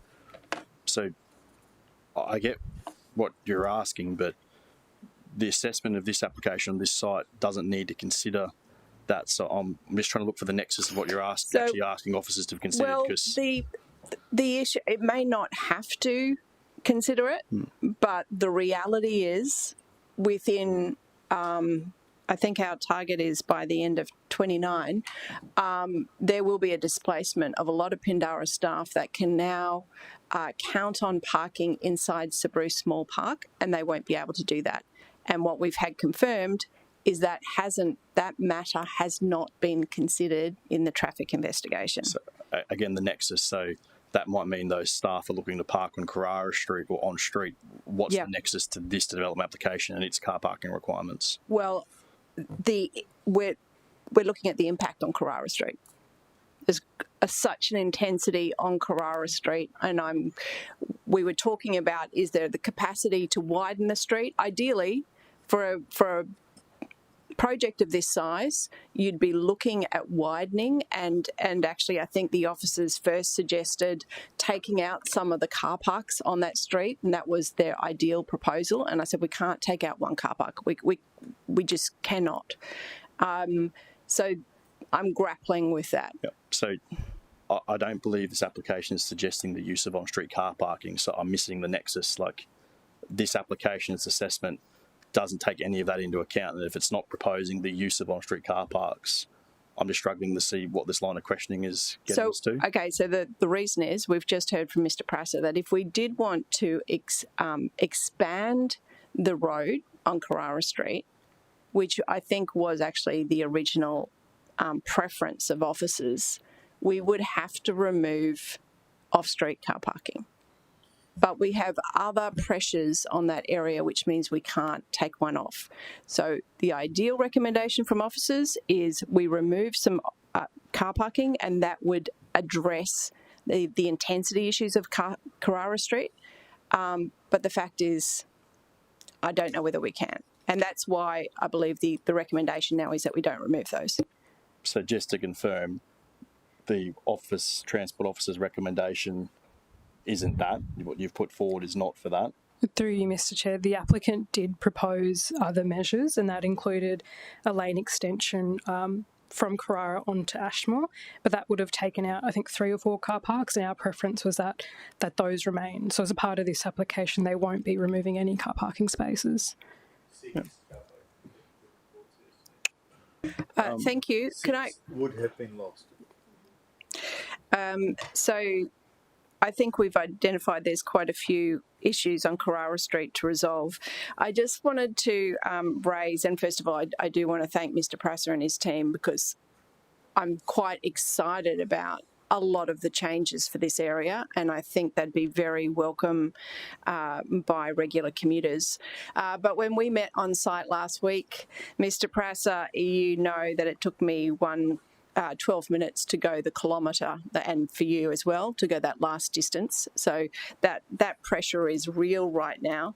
To what extent, when there is a matter like this and we're considering this new pressure on an environment, do we then kind of look at the other intersections which cause problems? So anyone who's been around there at school hour knows what the roundabout between St Kevin's and Benoa High is like on Benoa Road into Mediterranean Avenue. So that is not functioning at the moment. And then the other question related to that, if you could respond, the frustration for commuters not being able to exit out of Mediterranean Drive, and if that was assessed when looking at freeing up Benoa Road. Thank you. Through the chair, yes. Infrastructure Gold Coast is currently conducting a corridor planning study for Benoa Road. We're also preparing a walking network plan for Benoa. And out of those two pieces of planning, we will identify some longer-term, larger cost projects that will put in a future amendment of LGIP. But we're also, I've also instructed the team to look at what we call some lower cost, lower complex initiatives that we can readily implement, either with a less complex design, lower cost, and something we can put into the capital expenditure budget. So things like Mediterranean Drive, we've obviously got an exit there now, putting an entrance in. That will completely avoid people having to go through this section of Benoa Road. As you know, you pretty much go from Parasol, Hebe, St Kevin's, all the way through. We're currently looking at some of those lower cost, and that may need to be some restrictions of turning movements, and people will have to go around. We're very lucky we do have a sort of a grid system through here, and that will not only improve road safety along the frontage of the schools, but improve traffic flow generally. But that is separate to this development. It would not be reasonable or relevant to get this development to look at those. It's something that we as a city are doing. And the two intersections here are trunk works. They are works that will provide a broader public benefit. And our modelling indicates that these works will provide, even with the development traffic, will provide improvements to the operation of those. So that's why they're trunk. They have a much broader public appeal. But our planning has also identified that we will eventually need additional lanes on Ashmore Road. Ashmore Road's also been identified as a future mass transit corridor in east-west corridor that we also need to plan for as well. So we've got a lot of planning in this area that's happening, a lot of transport planning, and we've also got a walking network plan because we want to greatly improve the walkability of this of the whole suburb through here. Any other questions? In that case, I'm happy to move a motion, but there is one amendment I'd like to make to it, which is in regards to the footpath on Carrara Street. I tend to agree with Councillor Patterson and the concerns raised by the councillors that it doesn't make a lot of sense that we'd see 2.5 metres on the other two frontages but not Carrara Street. So if officers could assist me with what condition might need to be adjusted to reflect that the Carrara Street footpath would need to be 2.5 metres, which would require additional setback on the side, I guess.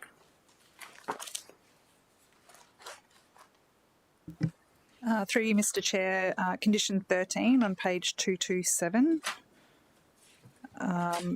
Carrara Street concrete shared use path would just need to be amended to be 2.5 metres.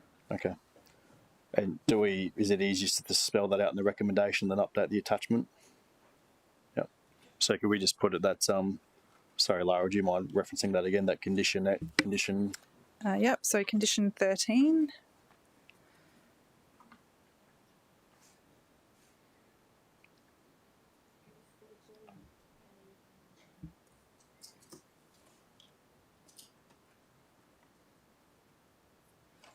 Chairman, could I also ask, please, that before full council, the officers get back on Councillor Martin's question about the current height for district centres, the current code height, please?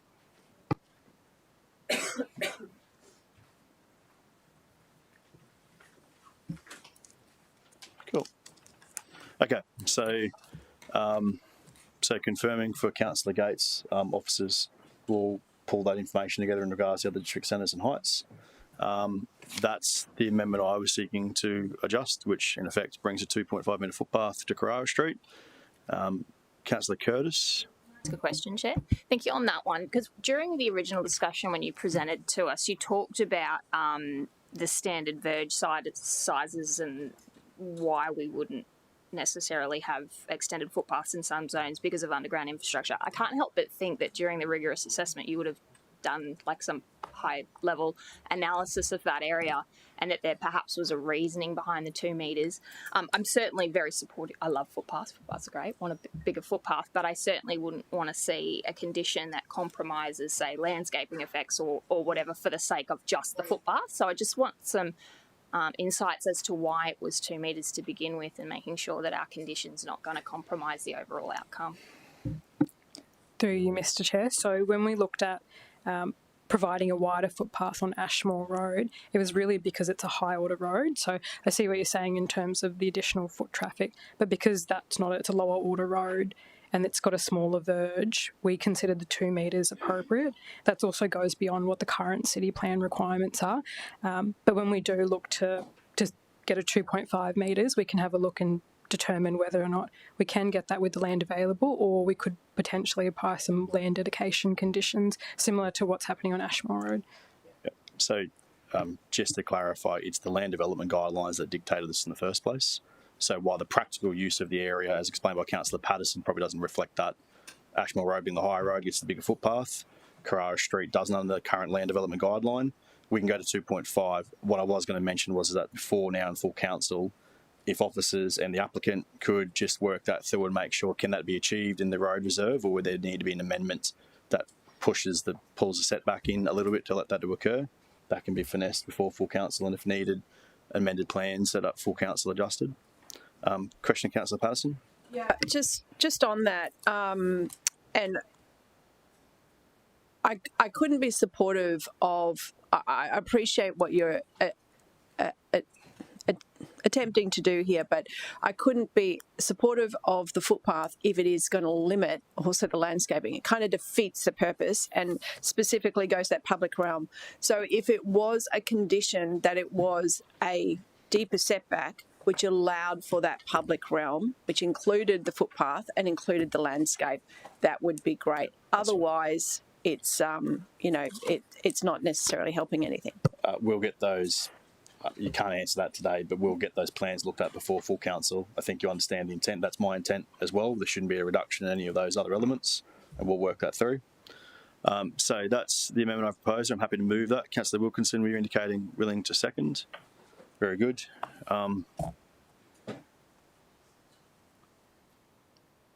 Councillors, I've got a strong interest in centre zone land around the city. As has been indicated today, it's a bit of a rare commodity. Like, there's not a huge amount of centre zone land in the city, and it's pretty critical to our city. Has been for decades, as new developments across the Gold Coast have rolled out over the decades, where centre zone land, or whatever the terminology of the day was, has always been critical in identifying where this kind of land goes, where the lands that the community accesses its goods and services on, sometimes on a daily, weekly basis. It is the land that we all know where the local shops, the local cafe, the local hairdresser, it's where residents and families sometimes go there daily for. They're critical pieces of land in our city, and they tend to be the pieces of land that suburbs are built around and neighbourhoods are built around.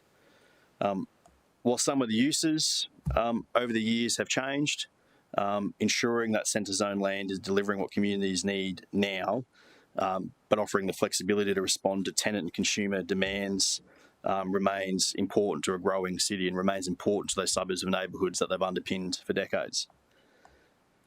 Setting the ability for these sites to redevelop is part of that challenge. They are typically big, complex sites. Appropriate staging and timing to allow the redevelopment while ensuring continuity as best as possible for tenants and customers is a big challenge for those landlords to deal with. And you've probably seen, even in the prelim, quite a lot of thought go into that of how would this proposed development be staged to ensure that the continuity of services for that community can continue on and the continuity for tenants. Another typical element of these sites is that they tend to have massive chunks of on-grade car park. Benowa Gardens is a prime example, if not the prime example of that. A 17,000 square metre site with roughly half the site taken up by at-grade car parking and roads. To me, that is an absolute waste and underutilisation of prime land in an incredibly well-located location. To me, what is being proposed today is a holistic redevelopment proposal that looks to redevelop and modernise the commercial and retail offerings available at Benowa Gardens and to the communities it supports, and also introducing a residential component, which is a new thing to be considered in these areas. This application is a preliminary approval with a variation application, just to address some of the concerns and correspondence I've received from submitters. This is a legislated pathway available to the applicant under Queensland planning law. Prelim variations are actually fairly common across the city, and they're typically used when the applicant believes the current statutory planning instrument is failing to deliver the needs and opportunities of a site. They require significant reporting to demonstrate why the departure from the current planning scheme should be supported. In this circumstance, economic reporting was required to demonstrate that the expansion of the commercial and retail GFA proposed would not undermine the surrounding centre-zoned land and businesses attached. As mentioned several times today, with the prelim means there is future applications to come for different stages and different uses that will have to be lodged and assessed. These applications will have a lot of the finer grade detail that we expect at a DA permit stage. Additional to the economic reporting, and something that wasn't touched on much in questioning today, but I really focused on in the report, was the reporting around infrastructure capacity. We focused mainly on the road network today, but there was significant reporting and assessment done of available infrastructure, water, sewer, stormwater. That reporting has identified that there is more than sufficient capacity available in all of those networks, in some circumstances with very minor upgrades, but there's actually just a lot of idle capacity sitting there, which is not uncommon in these older suburbs. A lot of the focus today was the main infrastructure network that requires upgrades to provide the capacity, and that's the road network. The reporting and conditions have identified fairly significant upgrades to be delivered to the surrounding intersections and roads to provide this capacity. Now, I want to make it clear that I'm not suggesting that the additional commercial and retail GFA and that the additional housing component is not going to add an impact to the local traffic network. It will, and the reporting demonstrates that. But it demonstrates that impact will be very minor, and that especially the impact during the AM and PM peak periods of school drop-off and pick-up time, that this development does not add major addition to that network. I believe that this minor negative impact is warranted when balanced against the positives of a redeveloped centre and the addition of 413 dwellings. These upgrades to roads and intersections are required to be delivered before stage one, infrastructure before the development. We also heard quite extensively from Mr. Prass that these upgrades will improve today's issues and make access to the local schools safer. The addition of new bus stops to be serviced by TransLink and the upgrades of existing bus stops as well to improve public transport offering. In regard to the proposed addition of dwellings to the site, I believe this honestly is a great addition and quite frankly a logical one. This is a perfect location for dwelling supply. All of the key attractors and requirements people want to see available when proposing new dwellings are in this area. Part of the reason this site is so perfect, in my opinion, is because the limited impacts that the extra height of this site creates. It does not create massive shadow impacts on residential properties. It has been set back appropriately to relieve the bulk of the proposed building. It, in my opinion, would sit well in its proposed location and would achieve the goal that has been mentioned by assessment officers that centre zone land should be the most intense and most eligible in the area, when the fact is at the moment that Pindara Hospital is actually taller than this site, which makes no sense. The centre zone should be the tallest and should be the most intense development in that zone. The 413 proposed dwellings will have access to some very high quality communal and private recreation space on the podium level. They'll have access to the Subaru small asset upgrades that Councillor Patterson mentioned. They'll have access to botanical gardens in the local area. They have access to schools, medical and community facilities all on their doorstep. All of the ingredients that I know when you have conversations in your community, people say, well, if we have to have more dwellings, put it in these locations where it makes sense. Development outcomes like this need to be part of our city's future. Better utilisation of these massive key sites.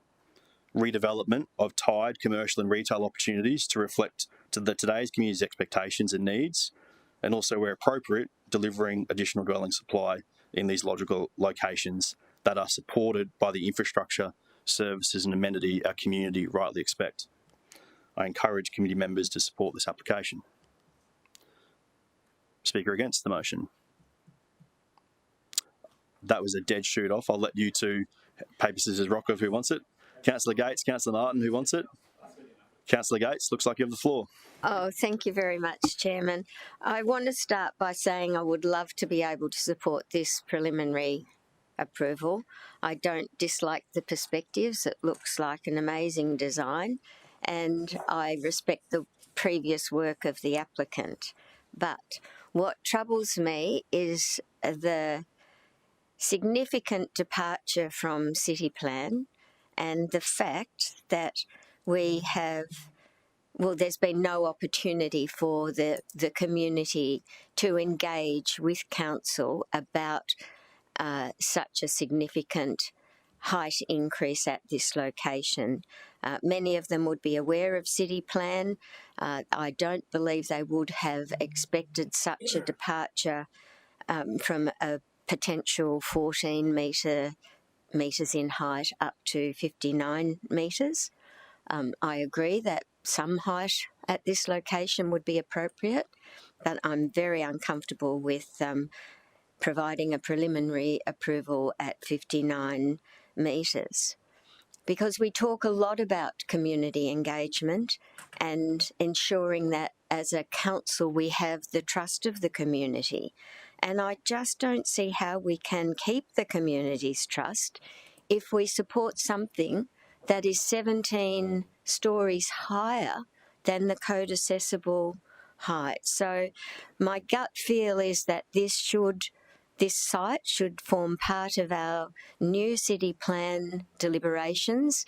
I know it's the Chair's hope that the new city plan be finalised by the end of next year and submitted to the state.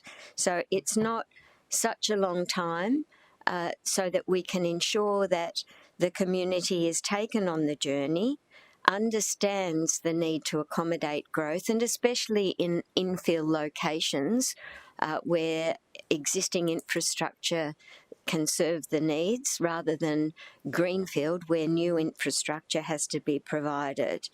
So I unfortunately can't support what looks to be a very bulky and excessively tall building proposal on this site at this point in time. If it gets to community consultation and there's general support for an increase, then yeah, sure, I'd be really happy to put my hand in the air. But my mission is to retain the community's trust, and only by some reasonable compliance with the city plan do I believe that that can occur. Speaker for the motion. Oh, sorry, Councillor Young. Chair, I'll speak in a very balanced way. I'm enthusiastic in some ways about this proposal. I think it's a great site for it, to be honest, and I've got great confidence in the applicant, who has delivered a very good representation or similar outcome at Helensvale some years ago, and it's a very successful combination of commercial and residential, and it's worked very well in that environment. I think this is a great site for it because of the proximity to the roads and the customer base in that area. But I'm guarded in my support by concerns of the residents. There's been 580 submissions against and only 11 submissions in favour of this, and that really tips the balance for me somewhat. I share Councillor Gates' concerns about height and the assuring the confidence of the people in our decision making. So I'm really on the knife's edge here. It depends on the next speaker, I suppose, which way I'm finally going to vote. No pressure. No pressure. Speaking against, so if that's all right, I'll give Councillor Patterson the chance as Divisional Councillor to speak. So if you're only doing it to get to that, it's fine. I'm going to give you that chance. But if you wish to speak against it, Councillor Martin. Yeah, thanks, Chair. I'd just like to explain my view. And I won't be supporting it. It's difficult because I do acknowledge that this site is probably underdone and does warrant uplift, and I acknowledge the impacts that we demonstrated, and there's the infrastructure lens, which I think all makes sense. My reservation is around, I think at the moment I'm not satisfied it doesn't undermine the centre zone code. You know, we looked at, in our centre zoning mapping, neighbourhood centres don't register. You know, I think at this height, at a neighbourhood centre zone, I'm concerned about undermining district centres and even regional centres. And I think that relates to the reasonable expectations of the community, and I just don't think that they would be expecting this. I think this is absolutely a site, as we look at our new city plan, you know, these are the things we're talking about, but I think neighbourhood centres are, you know, small scale, servicing the local community. So I don't have an issue with the supermarket, but it is everything bulk, height and scale and intensity on top. And when we apply that to the centre zone code and the community expectations, I still have reservations, so I can't support it as it stands now. And especially given this is preliminary approval, for me, I don't have enough detail and confidence around what will actually be built to support it today. Speaker for the motion, Councillor O'Neill. Thanks, Chair. And one of my concerns with this was transport infrastructure, but I have to commend Councillor Patterson. She put a lot of work in with officers going on site, and I certainly listened to what was said today, so I'm very happy that transport infrastructure is going to be delivered before any staging starts and construction. The height I am a little bit concerned about, but I am trusting that the assessing officers did do their jobs properly and assessed it, that this height can be supported on this site. So I will be supporting it today. Thank you. Councillor Patterson, would you like to take the opportunity to speak against? Thank you very much, Chair. And I do want to acknowledge the effort from the applicant and also from our officers. There are clearly very positive elements here, and work has been done to resolve key issues. However, when I refer to those particular reasons that are provided by the officers as to why we would depart so significantly from our city plan, I don't believe that those outcomes are met. Regarding the heights, I acknowledge the Chair's comments that the neighbourhood zone should have the highest levels in that area. Pindara is 5 levels. So if we were talking 7 levels, that would mean that it would have the highest area, the highest levels in the space. But we're not talking 7, we're not talking 8, and we're not talking 10, we're talking 15 plus. 18, I think, was the number the officer said before. That doesn't relate to that. Councillor Martin raised a very clear point, and the answers haven't been provided at this committee yet on what is the distinction and conflict between neighbourhood zone and regional zones. Mm-hmm. This is kind of pushing itself out of a neighbourhood centre zone code. But perhaps my biggest concern is actually the one that the applicant has already done so much work to try and achieve. And I know the intent there is to create a positive contribution to the public realm. However, I do not think that engagement, particularly on Carrara Street, I just think it could be, for the sake of the height and intensity of this space, it could be so much more generous. It could be a really generous opening into what is the activated area. We're informed that of these 413 units, it's expected that teachers, staff from the hospital will be wanting to work there. I think that sounds wonderful, that people can work near where they're going to they can live near where they can work. But that just makes that Carrara Street even more important. It will become a walking connection space. And what has been presented, I don't think, given the demands that will be on it, I don't think it does enough for that positive contribution to the public realm in that space. Thank you. Councillor Tozer, you wishing to speak for it? Yeah, I think I am. Yeah, I mean, I appreciate that I'm not a member of this committee, and this area is significantly outside where my division is, but I was really encouraged by the presentation today. I wanted to touch on a few things. First, I am, if the public schools, this idea of it being located near those big public schools, if they're public schools in this area are anything like mine, their local catchment students drive state funding for infrastructure on their site. So I think there's the idea of 800 beds and 413 units being brought in there occurs to me that there's an impact there that's really quite positive for the community, and particularly in relation to those schools being at the capacity. I know that public schools across the city perhaps aren't quite where they hope to be when it comes to occupancy.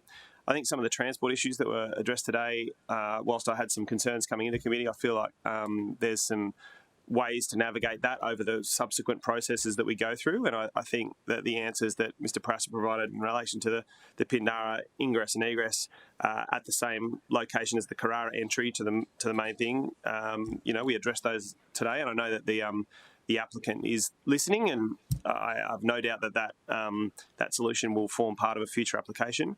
I think I think there's been natural growth in the area. Some of the questions I asked in relation to the commercial approvals in the low-density residential area on the south of the site show that there's already market demand for this sort of development, and I appreciate this is quite accentuated, quite amplified compared to those commercial facilities. But we are naturally seeing a change in perceptions about what this area should or should not have. From a facilities point of view, from a retail point of view, from a commercial point of view, and I think that shows us, clearly that we should at least be looking at it. And I think the officer's report really, outlines that on page 218. And finally, I think that the idea that we already have a fairly large building in Pindara Hospital right near it, and surrounded by the schools and the public open space and those commercial, I think there's a unique situation here that were I to vote today, I'd be voting in favour of the application. I think sometimes the market and market responses to what we do in our city plan enables us to respond to that demand for housing and dwellings before the city's planning scheme can catch up. And I'm pragmatic about this idea that we're only going to reinvent the city plan every 10 years or so, maybe 15 years or so. The market demand for different types of housing is clearly there, and in this city, what some people would call a crisis in relation to dwelling supply is such that this is exactly the sort of location we should be considering. We don't need to change the city plan in order to wait for the market. Sometimes the market just responds to that demand, and we as councillors have the opportunity to be subjective about that, assess the variables in partnership with intelligent officers who are experienced and can give us good advice. And I can't see any reason why we wouldn't approve 400 new homes or more, 413 new homes for people in this city. So whilst like I said, I can't vote today, I hope committee members, affirm Councillor Hamill's motion, and I hope Council does too on June the 2nd when we meet. Mike close debate very briefly. Thank you to all committee members and non-committee members for some very thoughtful input there. Can I just call out, while it would have been perfect for all of this to be done through a new planning scheme and for it to happen that way, that's not the world that we live in. Landlords on sites like this have got commercial realities. I know in particular with this site, negotiations with some tenants is really critical to this. So I'm sure that there was probably an element of looking at and waiting for the new planning scheme and making submissions in the new planning scheme, but commercial realities have dictated this owner to put forward an application as a prelim to look to vary the existing planning scheme. Just repeating again, that is a legislated process. It has been lodged. It must be assessed. It cannot, as Mick pointed out, it can't give credence to what might happen in the new planning scheme or when that scheme may be here. It must be assessed against what is known today in the available reporting today, and then it must have a resolution of council. While, again, in a perfect world, it would have gone through a new planning scheme, the community has their say, and then there would have been applications lodged in the future and the community has their say again. It's not a perfect world. Planning schemes are not perfect. The community has had their chance with this one, but through public notification to put their concerns forward. And if you read through the report in great detail, you would have seen there was quite a lot of adjustments made to this proposal after public notification, a lot of adjustments. So again, while not necessarily perfect, it is the legislative process. The community have had their say. There's been significant changes made, and any submitter has the right to seek an appeal against whatever the decision of council is if they choose so.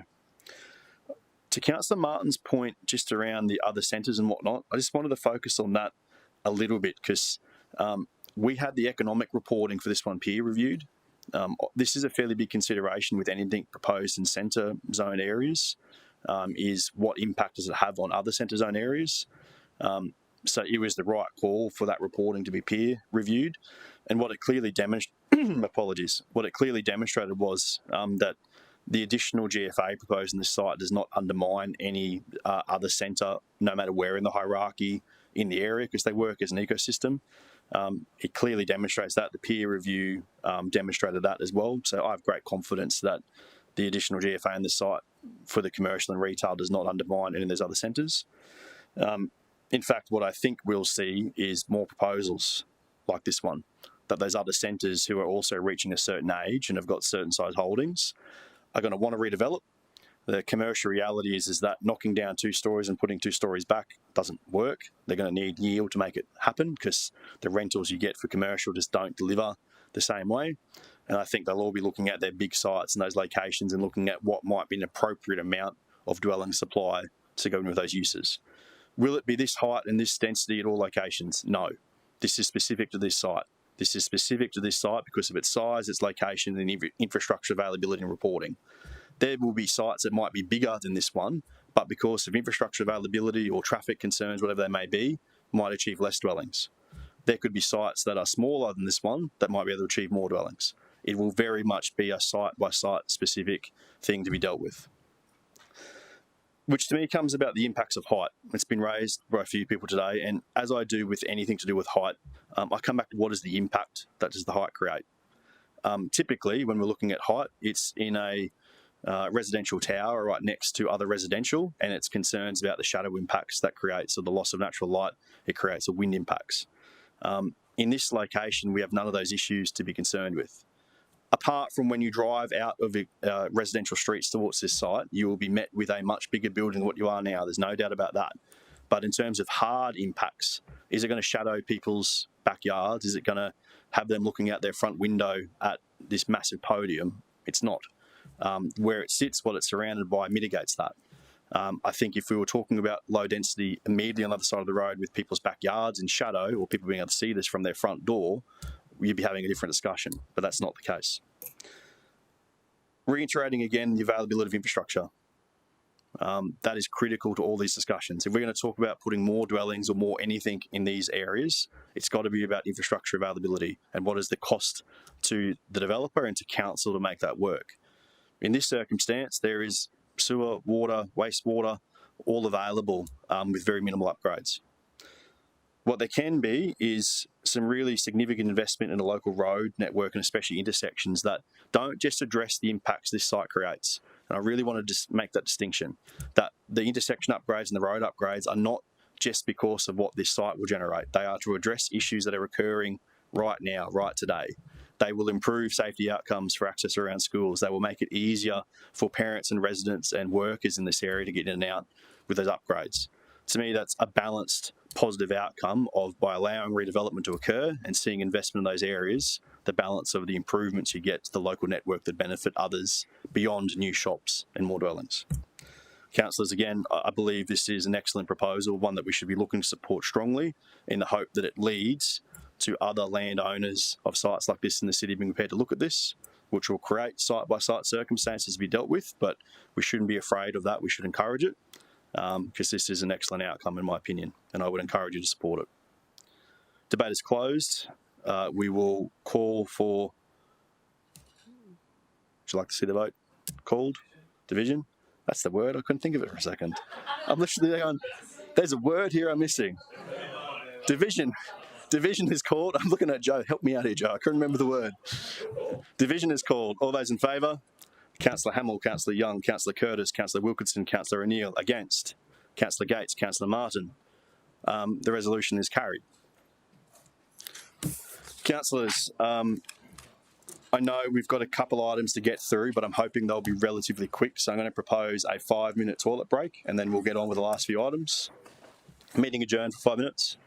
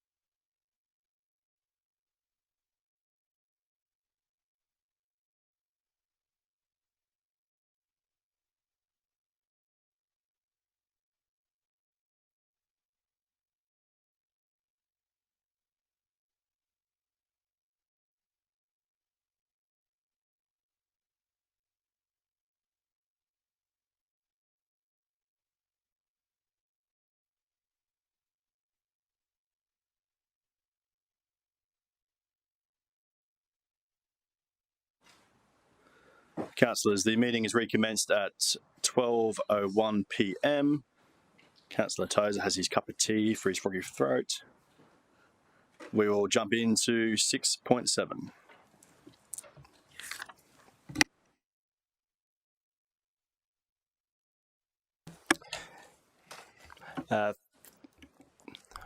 Through the chair. Good morning, councillors. My name is, good afternoon. We are 1+12. My name is Bo Ranning of the Planning South team. This application is for a material change of use to establish a telecommunications facility at 45 Trentbridge Court, Mount Nathan. The application has triggered impact assessment as the proposed facility is located within 200 metres of 3 residential houses. The closest house, 89 metres to the north of the proposed tower, is 18 Eden Park Court. The subject site is densely vegetated, but includes a cleared area that is improved by an existing council-owned water reservoir. Steeply sloping, undulating land with dense vegetation cover are key topographic and landscape features of the subject site and surrounding area. The site is located within the conservation zone, and surrounds are generally characterised by houses within a rural residential setting. The proposed facility will be contained within an 80 square metre lease area that will be subject to a maintenance management agreement, which requires the applicant to maintain a maintenance access track, batters, retaining walls, and landscaping. The proposed facility seeks to provide 4G and 5G services to the Mount Nathan area and surrounding locations, improving mobile coverage in the area due to gaps in existing coverage. There are no existing facilities within an approximate 4-kilometre radius of the proposed. These facilities are positioned outside of the proposed target coverage area. The proposal includes the installation of a 38.32 metre high tower and ancillary equipment within the cleared lease area. They will be painted a pale eucalypt colour. You can see a swatch of that on the slide. The proposed facility is separated to the north, 89 metres from a house at 18 Eden Park Court, 155 metres to a second house, and 184 metres to a third house. During the assessment, officers secured a 5-metre reduction in height from an initial 43.32 metres. This change significantly contributes to maintaining the visual amenity of these houses. A combination of undulating topography, existing vegetation, tall trees, and proposed landscaping should serve to obscure the facility from the 2 furthest houses. This photo montage shown on the slide was captured within proximity to the houses and demonstrates that the facility will not impact upon the visual amenity of these houses, noting that their primary outlooks are orientated away from the site and are positioned towards the north. This photo montage shows the visual impact of the tower taken from the tree line adjacent to 18 Eden Park Court. Whilst the house is comparatively close to the tower, officers are satisfied that a high level of visual amenity will still be afforded to the residents. This is because the primary outlook of the house is orientated to the north. As you can see in that image, its pool and open space areas are in that location. The base of the tower and equipment will also be screened by shrubs and trees. Existing trees within the site, shown in the top left photo, will provide screening of the tower. Existing vegetation along the property boundary, shown in the remaining photos, screens the facility from the rear of the house. Supplementary planting is proposed within a landscape buffer in the northern portion of the site to increase the density of vegetation and improve the existing level of screening. That buffer area is a 50 by 10 metre area shown on that slide there. The landscape plan shows the extent of the landscape buffer also that is around the base of the tower and the revegetation of some cleared areas. The development attracted a total of 194 submissions and 6 not properly made submissions. Approximately 50 submissions were received within the planned 2.3 coverage radius of the facility. Submissions were also received within the SEQ area and interstate. Whilst officers acknowledge the concerns raised by submitters, the proposal is consistent with the assessment benchmarks of City Plan. Officers are of the view that there is also significant public benefit as a result of the proposal. The proposal will improve a known black spot in telephone reception in the local area, improve local resident communications for business and family purposes, improve access to emergency services, and ensure the continuity of service during and after a natural disaster event. Submissions were also received in support of these matters. Therefore, officers recommend this application be approved, subject to conditions. Thank you. Councillor Young. Thanks, Chairman. Do you want to start with questions? If you have some questions, otherwise I'm happy to go to a change. Okay, I'll just go straight to discussion, if you don't mind.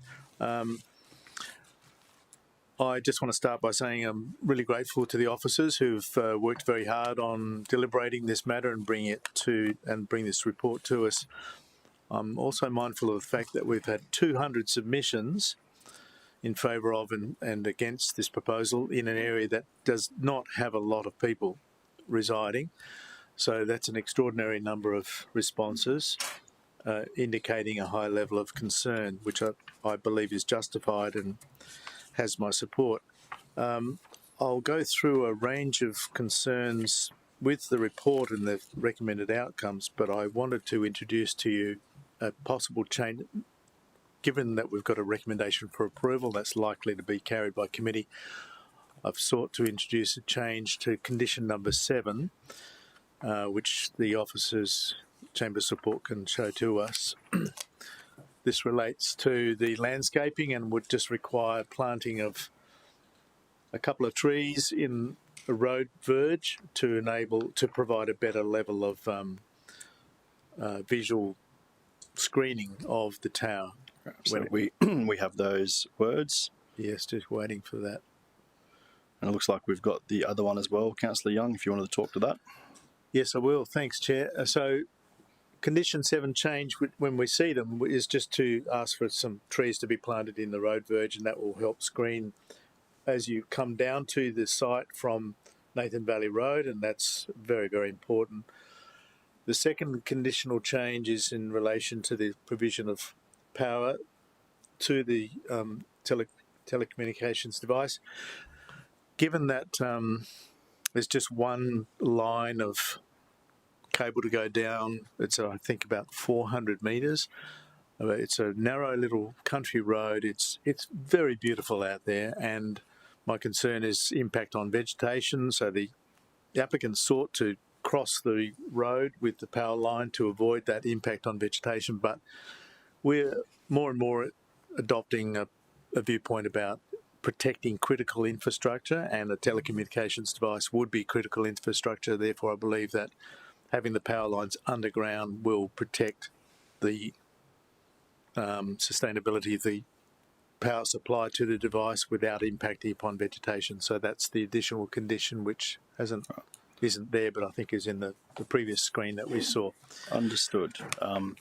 So if there's going to be a move for it, I would that's right. ask that those conditions be incorporated, please. Councillor Young and I did discuss this beforehand, and I indicated that I was happy to move the recommendation with the amendments he'd suggested. Councillor Wilkinson is happy to second.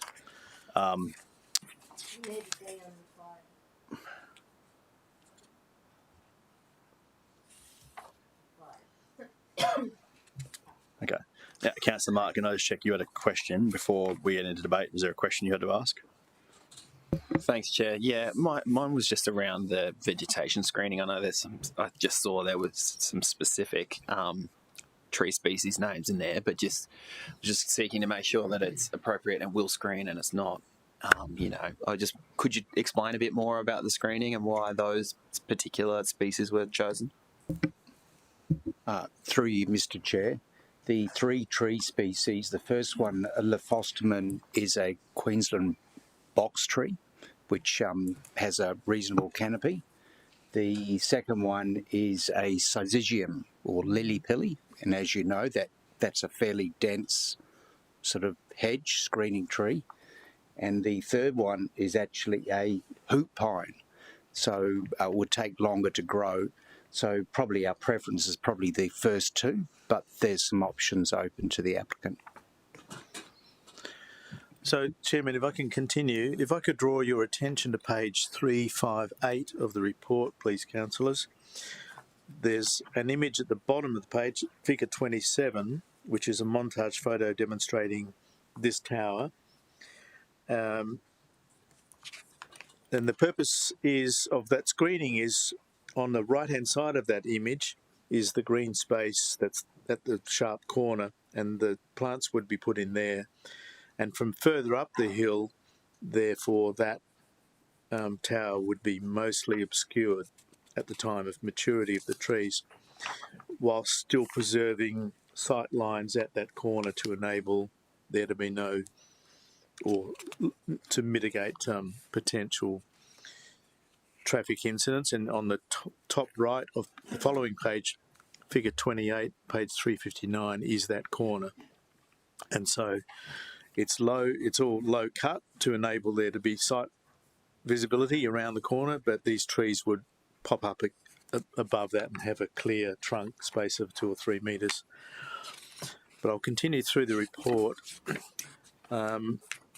drawing attention, please, to page 367, performance outcome 4. And the acceptable outcome here in the Conservation Zone Code is that buildings and structures do not protrude above ridgelines when viewed from any street. And as clearly demonstrated by the previous photograph I drew your attention to, page 358, this thing is going to stick out like the proverbials. This is an absolute protrusion above the ridgelines when viewed from the street. Moving through the report further to page 376, and the table there deals with the performance outcome PO1 for siting and visual amenity of telecommunications and broadcasting facilities.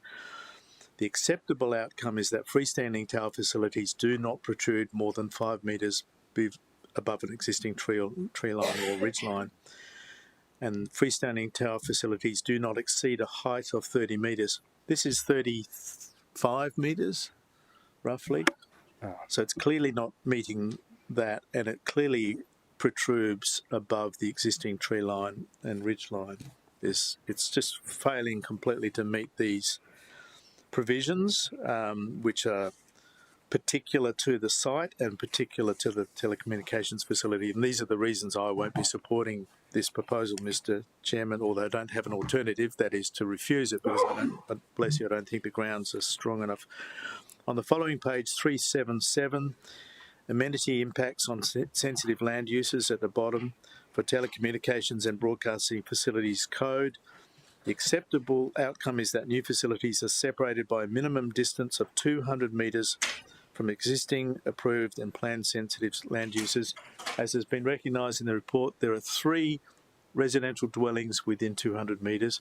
One of them is 89 metres, so completely failing to meet this outcome as specified in the city plan. And in my opinion, these are not marginal, these are not small things. When you go out to a location like Mount Nathan to live, this is your choice. You choose to surround yourselves with nature. You choose to have a long drive to get the kids to school or to convenience stores and so forth. And the offset to that is an abundance of nature, and it is absolutely glorious out there. Welcome any councillor to come out. It is beautiful. So to have this ugly great tower sticking up above the road as you drive to work or something like that, and there's only a small number of people that will have that approach down Nathan Valley Road, but for them it's going to be absolutely stark. And the attempt that we're making with the change to the condition about landscaping will hopefully mitigate that a little bit, but it will never take away this incredible obtrusion. And I'll finish, Mr. Chair, on page 381. At the bottom of the table is Environmental Protection for Telecommunications and Broadcasting Facilities Code.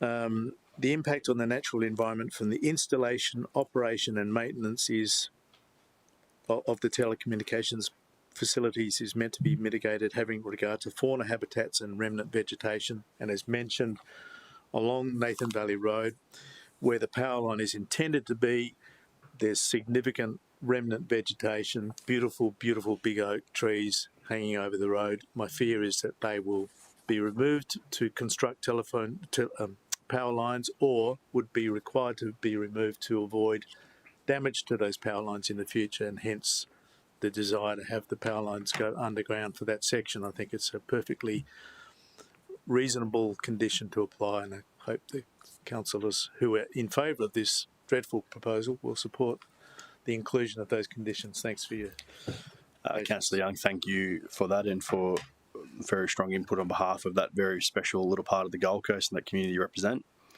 Councillors, I don't intend to go into broader debate than that unless Councillor Gates had a question to raise. Sorry, Chairman. I was concerned about two elements that I just would prefer a little more explanation of. One was the construction in the conservation zone, how that can be supported. And secondly, I recall introducing that 200 metres from a sensitive receptor acceptable outcome maybe 15 years ago because there was a tower at Kingsholm on the state members' land, and it was just outside someone's bedroom. And following that, we determined as a council that we wouldn't support anything within 200 metres of a sensitive receptor.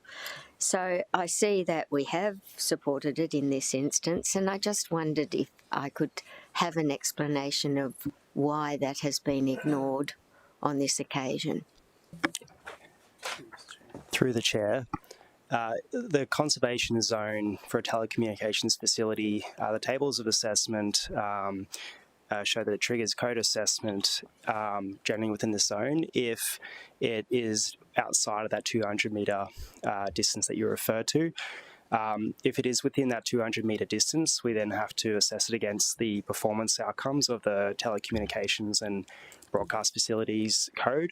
The performance outcome does provide some criteria as to what would be acceptable within that 200 metre distance. So we have to refer to a range of things, including scenic amenity, visual amenity, and also ensuring that essentially that the amenity of those residents is not overly impacted. So to address that criteria, we I showed on the slides a little bit earlier, we proposed a landscape buffer area to that residence that's 89 metres away, because that is the residence having the greatest impact. We believe that would address that criteria along with other existing vegetation that is there. The applicant did also provide a number of photo montages to show how the tower would appear in various locations within Mount Nathan. And those montages show that after we got a reduction in height to the tower, the antenna and the highest portions of the tower generally shrouded below the existing tree line in most of those locations. So through a combination of landscaping, topography, and vegetation, we believe we've addressed the criteria. Thank you. Through you, Mr Chair, further to Beau's response, Councillor Gates, the PO, which is in relation to the AO, which is 200 metres from a sensitive land use, and I remember when we did put that in, it's to protect occupants of houses. So 200 metres is an acceptable outcome, and as Beau has pointed out, I'll just read the PO. New facilities are sufficiently separated from existing approved and planned sensitive land uses to maintain a high level of amenity.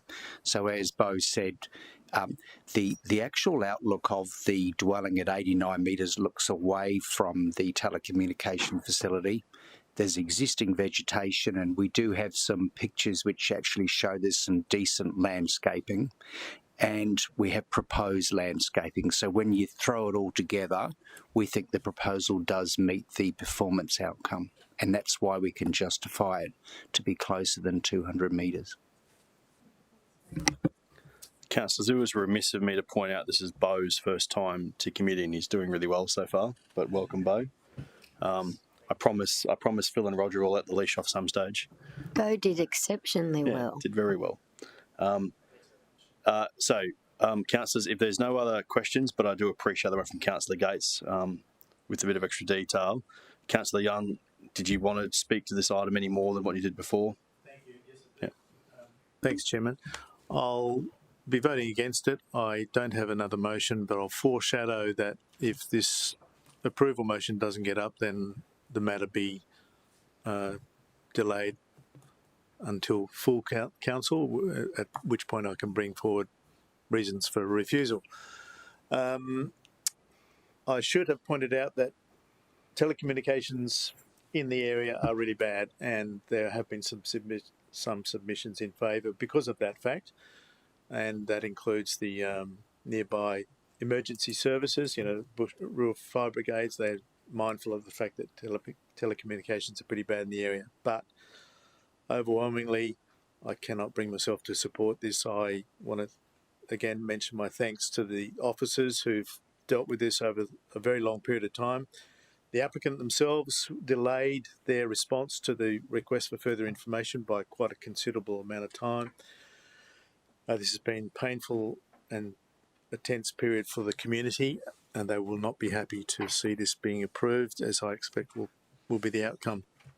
But I want to say thanks to them for their professionalism throughout, and I'll leave it at that. Thanks, Chair.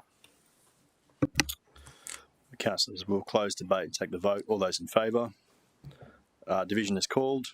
Councillor Hamill, Councillor Curtis, Councillor Gates, Councillor Martin, Councillor Wilkinson, Councillor O'Neill. Against, Councillor Young. Folks, that takes us to item 6.8.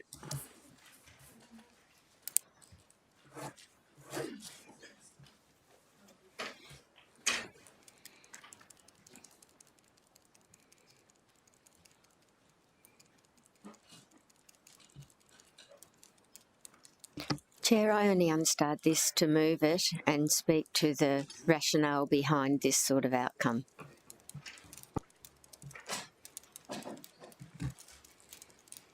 Villa? Through the Chair. Good afternoon, councillors. Item 6.8 is a material change of use to establish a transport depot, low impact industry, brackets, agricultural vehicle, machinery and equipment mechanic, and roadside stall at 546 Burnside Road, Gilberton. The application is subject to impact assessment. The subject site is a single allotment with road frontages to Stapleton Jacobswell Road and Burnside Road. It is located within the rural zone and has a site area of 5,638 square metres. The site is located between Canelands to the east and future low and medium impact industry to the west. It adjoins a residential dwelling to the south. The site fronts Stapleton Jacobswell Road to the north, which is a state-controlled road, with residential dwellings located beyond this. As shown on the slide, it is one of the smaller rural lots in the area. The proposed site plan is shown on the screen. The site is subject to a future road resumption for the upgrade of Stapleton Jacobswell Road, as shown in pink. The transport depot is shown in blue and will comprise of 2 trucks and 2 trailers. The low impact industry is shown in orange and will occur within 2 existing site sheds and is limited to the repair of agricultural vehicles, machinery and equipment. The proposal also includes a roadside stall fronting Burnside Road, which officers have no concerns with. The development proposes industrial land uses in the rural zone. City plan encourages rural enterprises, however also contemplates small-scale opportunities for diversification when character and amenity is protected. This slide shows the lot sizes in the surrounding area. The subject site is significantly smaller than a typical rural lot. Following the future road resumption, the site's area will reduce by approximately 18% further. The small lot size and narrow configuration make it difficult to support viable agricultural activities. For this reason, it is appropriate to contemplate non-rural activities on the site, subject to protection of rural character and amenity. Through officers' assessment and recommended conditions, the proposal achieves this. The images on screen are from various locations in proximity to the site. The images show dwellings and sheds in a landscape setting. Officers have recommended conditions to increase landscaping around the site to align with the surrounding character. The recommended landscaping will also assist in screening the development and will contribute to the anticipated green frame around future urban development to the west. The low-impact industry will operate out of 2 existing sheds. The existing built form character is maintained. This slide provides a visual representation of the outcome as recommended in Condition 2 on pages 478 to 479 of your agenda. Please note the enhanced perimeter landscaping, as previously discussed, and the consolidation of vehicle crossings. Officers have also recommended conditions that limit operational intensity and protect amenity. These include, but are not limited to, scope of approval conditions, restrictions on the number of staff, vehicles and trips, and approved plans that manage dust, acoustics and stormwater. The consolidation of vehicle crossings to Burnside Road enhances the safety of the road network as it minimises potential conflicts. The transport depot is recommended to be limited to 4 trips per day, consisting of 2 trips in and 2 trips out. Loading and unloading will occur off-site. Operational restrictions mitigate associated road and amenity impacts for all users. Officers note there is currently a large volume of heavy vehicles using the surrounding road network. Heavy vehicle traffic within the locality will increase as the Western Industrial Precinct develops. The proposal will be an innocuous inclusion to the surrounding area. During public notification, no submissions were received. Officers' assessment has determined the proposal has a distinct lack of impacts, enhances and protects rural character and amenity, and complies with the intent of City Plan. As such, officers are recommending the application be approved, subject to conditions. Eli, is there a requirement for a rural zone block to have an agricultural use? Is there a requirement for rural zone land to have an agricultural use, or can it simply be rural? Through the chair, I point to specific outcomes. I'll get the page up, sorry. So specific outcomes on page 447 and 448 of your report. So specific outcome 5.3.5.6.13. This encourages agricultural uses, but uses terminology such as compatible activities may include. The wording may suggests it's not determinative, that other alternative land uses can be considered. I also point to the strategic intent, which is on page 453 of the report, and you can read the last line there. It says the city plan will protect these places, being rural production areas, from inappropriate development and support small-scale opportunities for diversification. So in our assessment, we consider the proposal to be appropriate. So the question was, does it have to have an agricultural purpose, or can it just be rural? Can someone just have a house and keep it mowed and keep a rural property? Through the chair, they could have a dwelling house on the site. You had a local context map up, but we can do it off this map. But so purple is industrial, and then the other side of the road from this, that entire block, which is Agustin Road to Zips Road. So everything you see above that purple, all of that has been rezoned to industrial in the SEQ update that occurred on the previous government, and then even further along. So there's been 500 hectares added industrial land. Could what this person is proposing on this site have occurred in anywhere within that 500 or 600 hectares and been an accepted use? Through the chair, if you're talking about the block to the north, my understanding is that's in the investigation area. It's still zoned in the rural zone, so it'd still be subject to impact assessment. Yeah, but being now identified in the SEQ footprint with a Schedule 2 on it means that it would have been deemed to have been a more appropriate location for it? Through the chair, we're assessing this application in the site-specific context and the parameters of the use. Through that assessment, we considered that this site-specific proposal is appropriate. So before this site was cleared of everything on it and put into hard-standard sheds, it had a banana plantation on it. So that would seem to prove that there is actually an ability to achieve an agricultural use on the site. Through the chair, I have some handouts that show that. So in 2023, this site did have a banana plantation, but as I said previously and through my assessment of this proposal, the city plan doesn't specifically say that this sort of use is prohibited in this location. Our assessment has determined that it's appropriate. It's correct. It doesn't say it's prohibited, but it does talk about a scale and intensity appropriate to the site. So can you give a bit of context to the other dozen transport depots that have been approved in this area outside of the industrial area in the last 20 years on rural land. Has it been the entire property that's been allowed to be used for the other purpose, or has it normally been ancillary to the ongoing rural use of the property? Through the chair. We're aware how long you've been here for, Councillor Well, Gates. yeah, it's interesting. I was just going to move this because it's such a low-key impact in my reading of the report. I'm surprised to hear the questioning, but I was going to provide some context, if you would allow me now, Chairman, to the fact that transport depots were introduced as a potential interim use, and especially on haulage roads and main thoroughfares. There have been many approved in totally unsuitable locations over the years. I recall one out on Cane Farm Road, which is between two residential rural dwellings, that was approved. And I remember another one out at Halls Road at Luscombe that created a lot of angst for the community. And I was going to speak to what a perfect outcome this is for what the intent of that original inclusion was. So do you have concerns with it? So, Councillor Gates, I do, hence the reason of being sent to committee and why I have a refusal recommendation. So there is, including already fully zoned and to be structure zoned, about 500 hectares of land where this would be an as-of-right use. You could do it, no issue at all.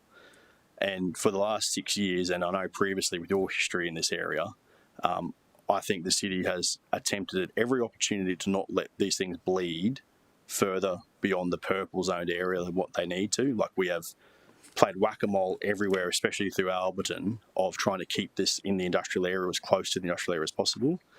If there was no zoned industrial land and not that massive chunk of land that has now been repurposed for industrial for this to go on, I wouldn't have such a concern with it. But this came about as a compliance action. So they bought the property, cleared everything off it, hard stand it, the entire property for that purpose. And literally right on the other side of the road, you could have done this and not have had the same issues. And the justification for me, or that it's a small property in this location, well, then what about the next one next door? And the next one after that? I constantly heard from first being elected that letting these things bleed becomes a problem, that they'll always be used against you and they'll keep bringing it up. And so a 5,600 square metre site turns into a 10,000 square metre site, and the justifications continue along. I don't see the justification when there is a considerable amount of zoned or to be zoned land where this purpose could go on. And literally, before this person bought the site, cleared everything and covered in hard stand, it had a house, a little banana plantation, it looked rural, it felt rural, that achieved the rural outcome, and I don't see why that should be diminished just because of the size of the property, the location of it, in my opinion. Okay, well, I'll wait. I don't know whether you're going to allow me to move the item, but I'll wait. I'm not going to debate you on it.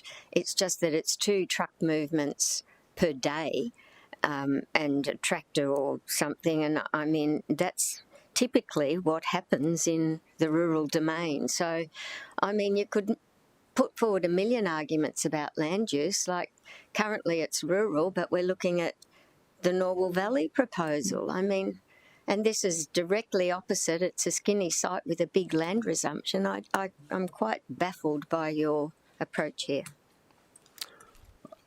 That's fine. So I have a refusal motion. There's no other questions. I have a refusal motion introduced. Councillor Martin. Yeah, question. Thanks, Chair. Just on the, I was just trying to wrap my head around the road resumption. It's quite a large area of road resumption. Why is that? Through the chair, let me just find the slide. So this slide here shows the road resumption in the hatched area. So that's been a requirement of SARA, I believe, since 2016, and that's for the future upgrade of that road and an intersection at that road to occur, because that's a state-controlled road, Stapleton-Jacobsville Road. Okay, and so I assume then other properties also have this resumption overlay over them, do they? Because that doesn't seem to meet the road. Are all the neighbouring sites have road resumptions?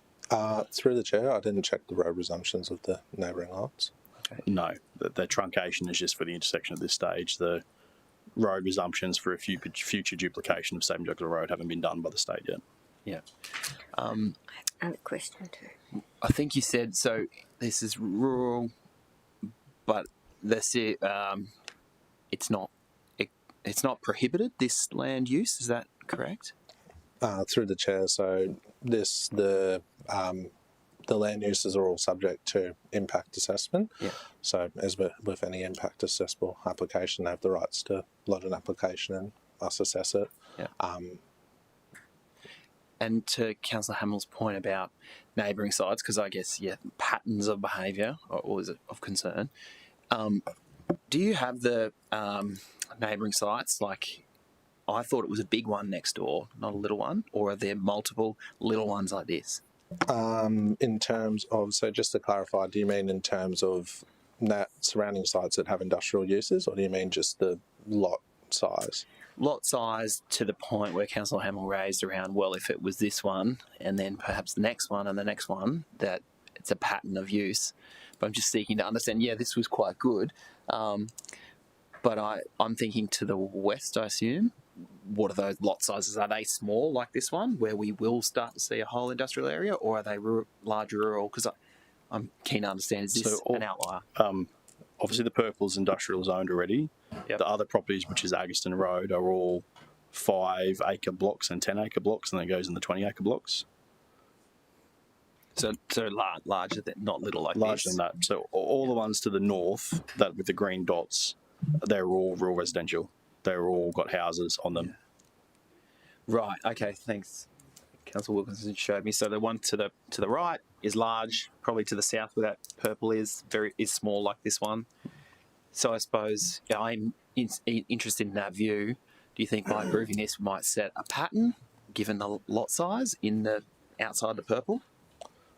Through the chair, so in terms of the potential for undesirable development patterns, so in this, as we do with every assessment, it's a evaluative process on the site-specific and proposal-specific metrics. As we've discussed, so this is essentially 2 trucks with 4 trips per day. The low-impact industries does provide that sort of semi-rural activity in terms of it servicing rural mechanics and things like that. The roadside stall is inherently rural, so our assessment has determined that, again, this is such a small, in a way, innocuous land use that in this location it's appropriate.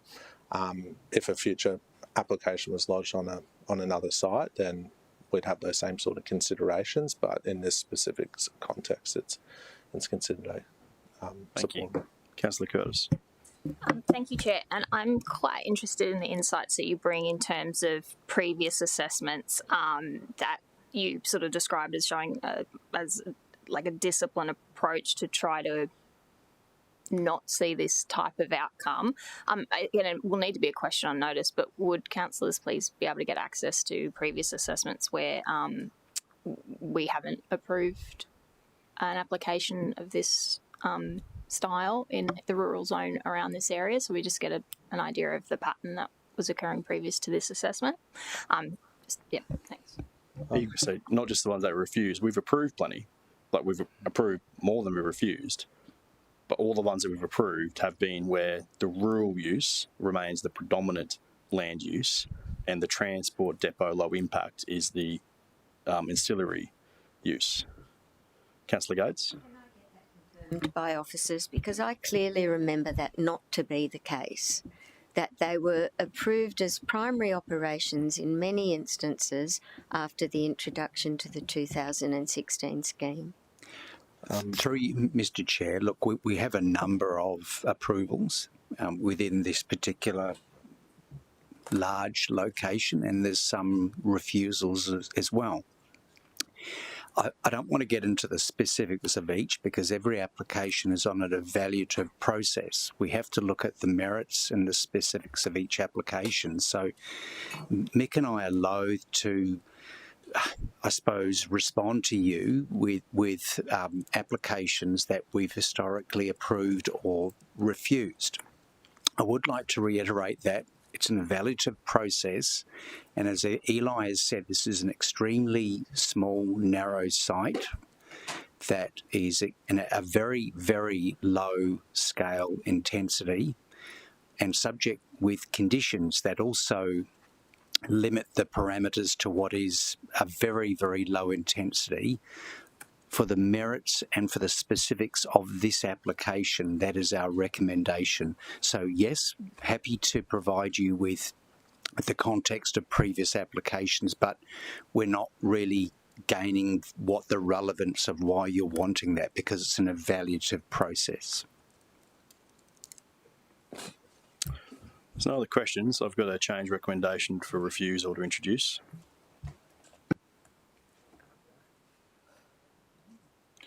Now, for context for councillors, this is a big...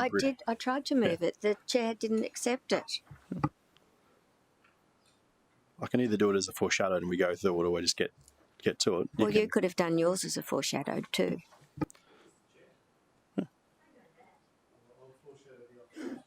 That's fine. So for context for councillors, the refusal motion you have in front of you is done in such a fashion as the most recent refusal against a transport depot in Alberton. So it follows the officer template. So it is quite big in terms of detail, but I did that on purpose to make sure that if I'm talking about alignment with other decisions that the city have made, this is exactly how an officer refusal was done on a site. So I thought it was important to get alignment.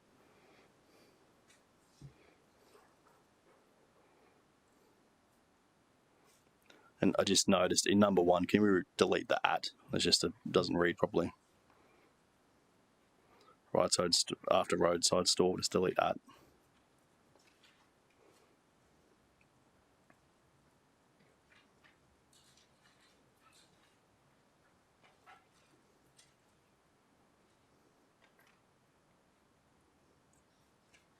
See, I have a problem and I need the officer's guidance through you, Chair. Please. Where point 2 says that this is a poor town planning outcome because it is not intended or suitable on the land.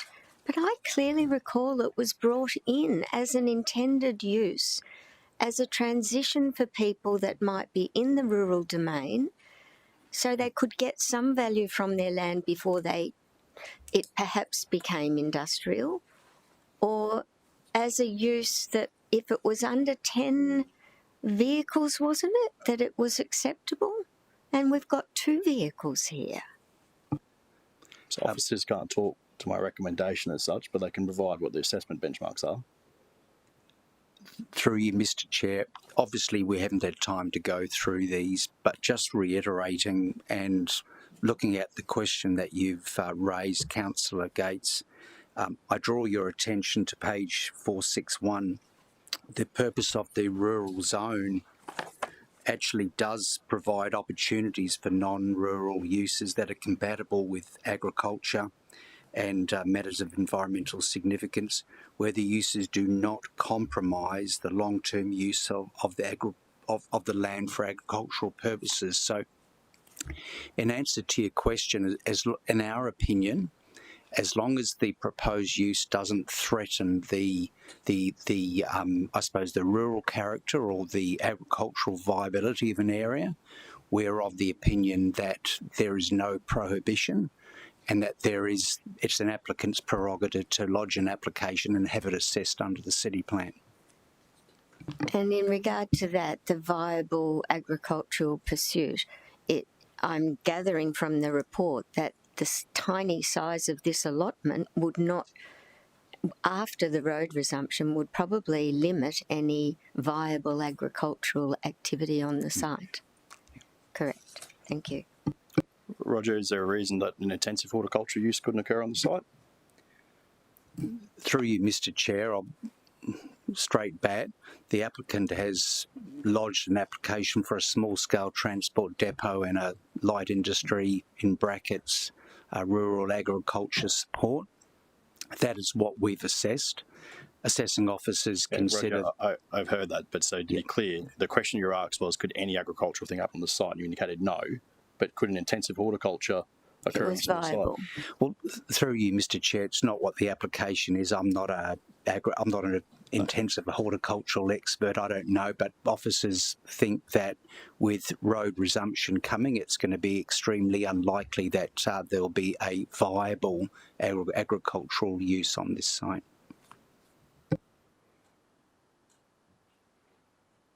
So appreciate it's a long document, and again, it just aligns with an officer refusal, because I thought that was important to make sure that reasons were in alignment. Councillor Curtis. Just a question to you, Chair, and it's not something that I ask lightly, because I know that we always like to get outcomes out of committees, but given that there's sort of 4 pages of information in your recommendation to refuse, and there's sort of like obviously some historical layers to this one, would you accept a deferral to full council for us to get a more fulsome picture of? Yeah, I mean, that's not my decision alone. If that's your preference, that's an option available to committee members to defer it.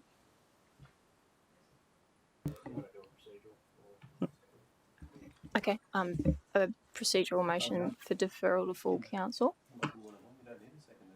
No. Yeah, that's fine. So Councillor Curtis has proposed a procedural motion, which doesn't require a seconder, that the matter be deferred to the next full council meeting.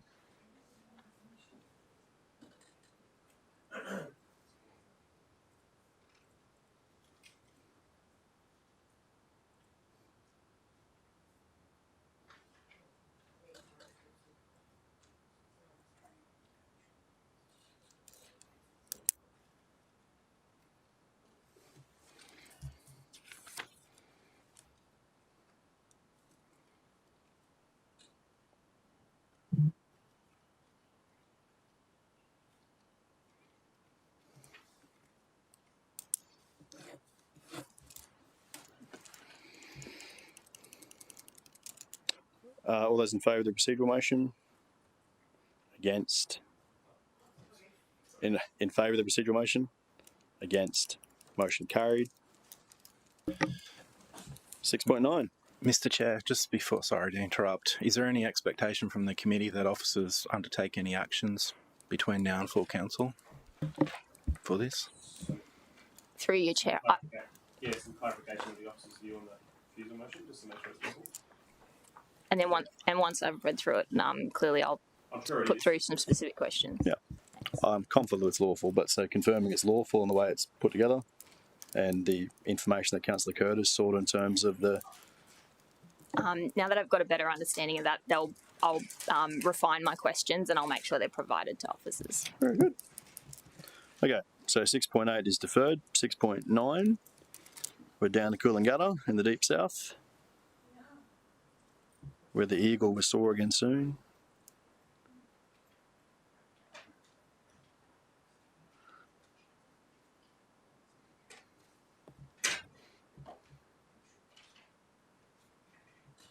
Now, Councillor O'Neill, I know you have a proposed change for this one. Do you want the presentation, or are you just happy to go to the change and have it done with? Chair, I'm not sure whether the other committee members have any questions. I'm just seeking to put a condition. In regards include a condition on the for the approval, which is around the construction management side of things. So, exactly. Yeah. So yeah, check. Is there a need for the presentation? We're just happy to do questions. Question, Councillor Martin. Thanks, Chair. Just reading the report, obviously this one has some history because there was an appeal and a resolution. So two questions.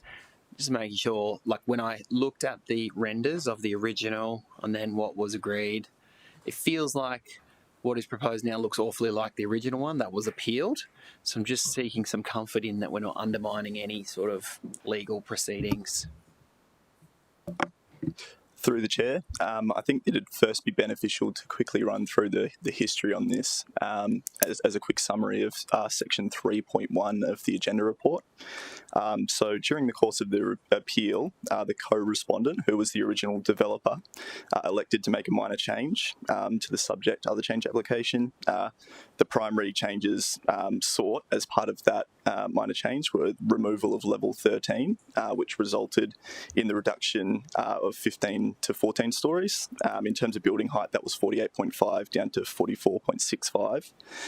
On the 11th of May in 2022, His Honour Judge Williamson approved that minor change application and made a judgment approving the application for that material change of use for multiple dwellings consisting of 24 units.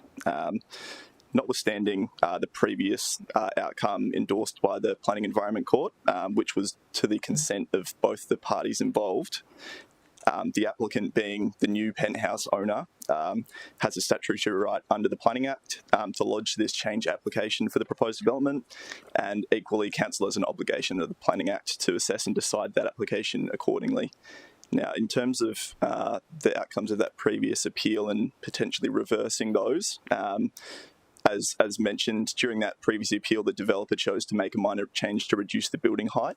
The parties then agreed to resolve that matter based on the revised proposal.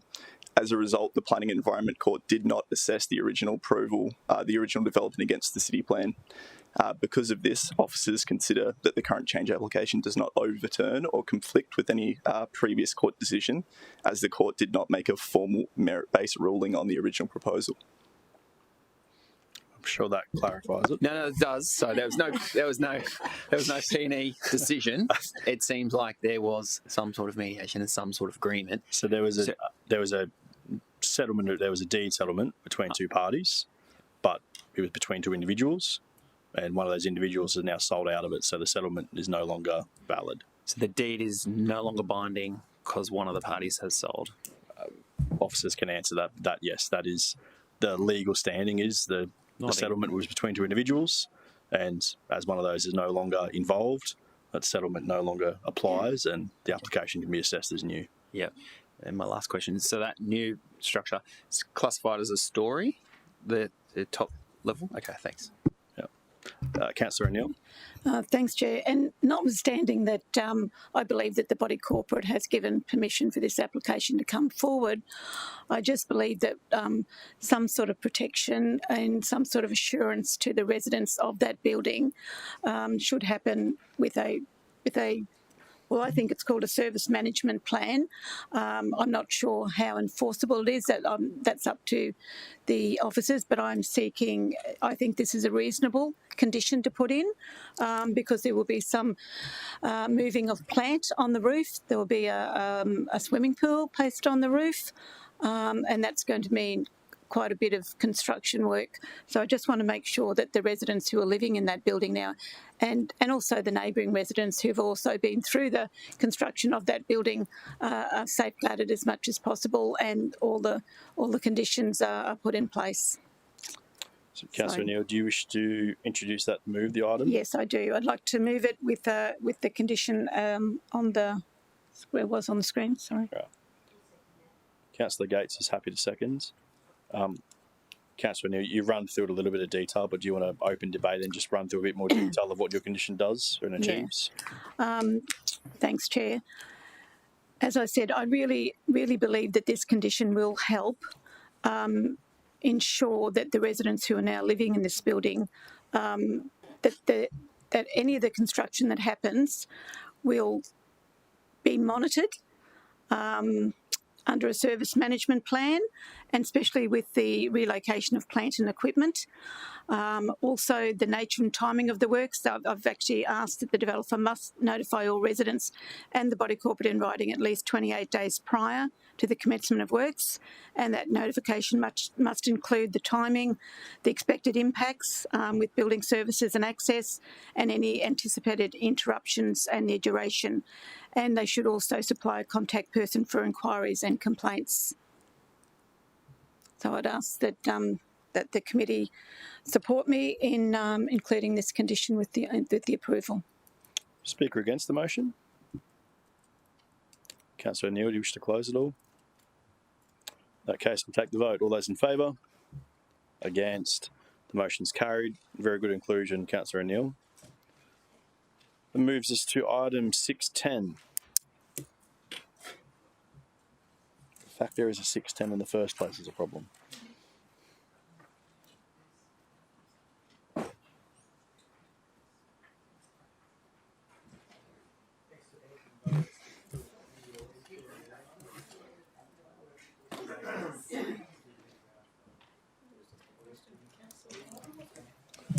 think so. Councillors, forgive me. Was it Councillor Martin with the question? Yeah, thanks, Chair. I don't think it was ever starred, but I think officers in the document in our agenda there is a presentation which, if you've got it, I'd love to go through it. So if officers have that short preso.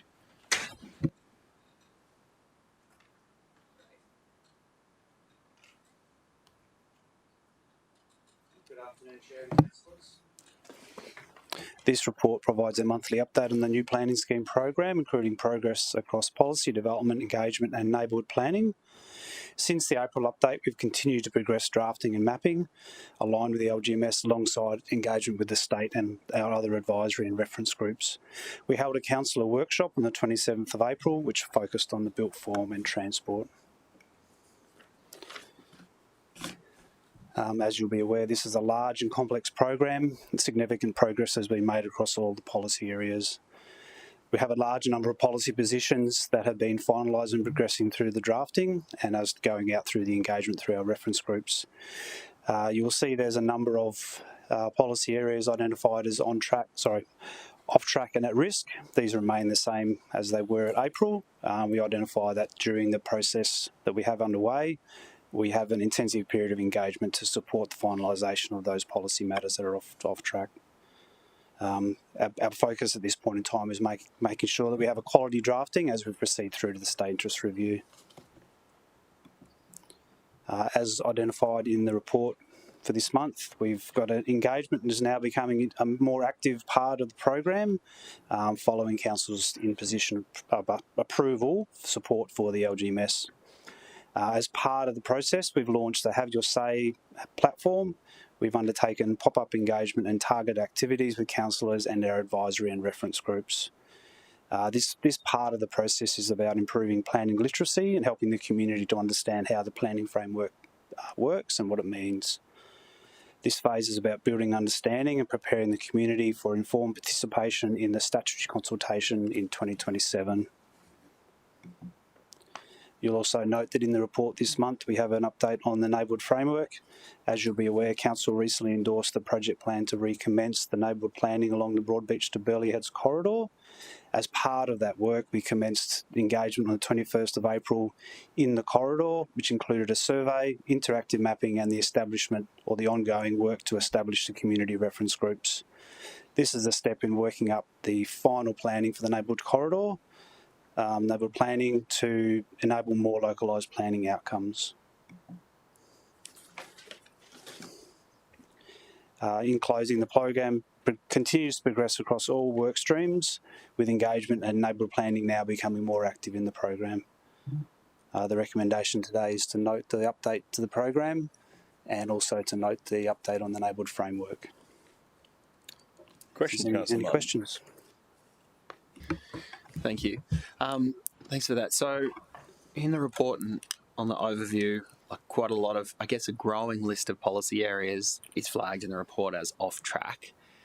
And I know we've got an ambitious time frame, but I'm just seeking comfort that, no question we're meeting time frames, but just is there any risk of quality? Are we compromising any of those outcomes of any of those matters that are off track, or how are officers feeling about those off track issues?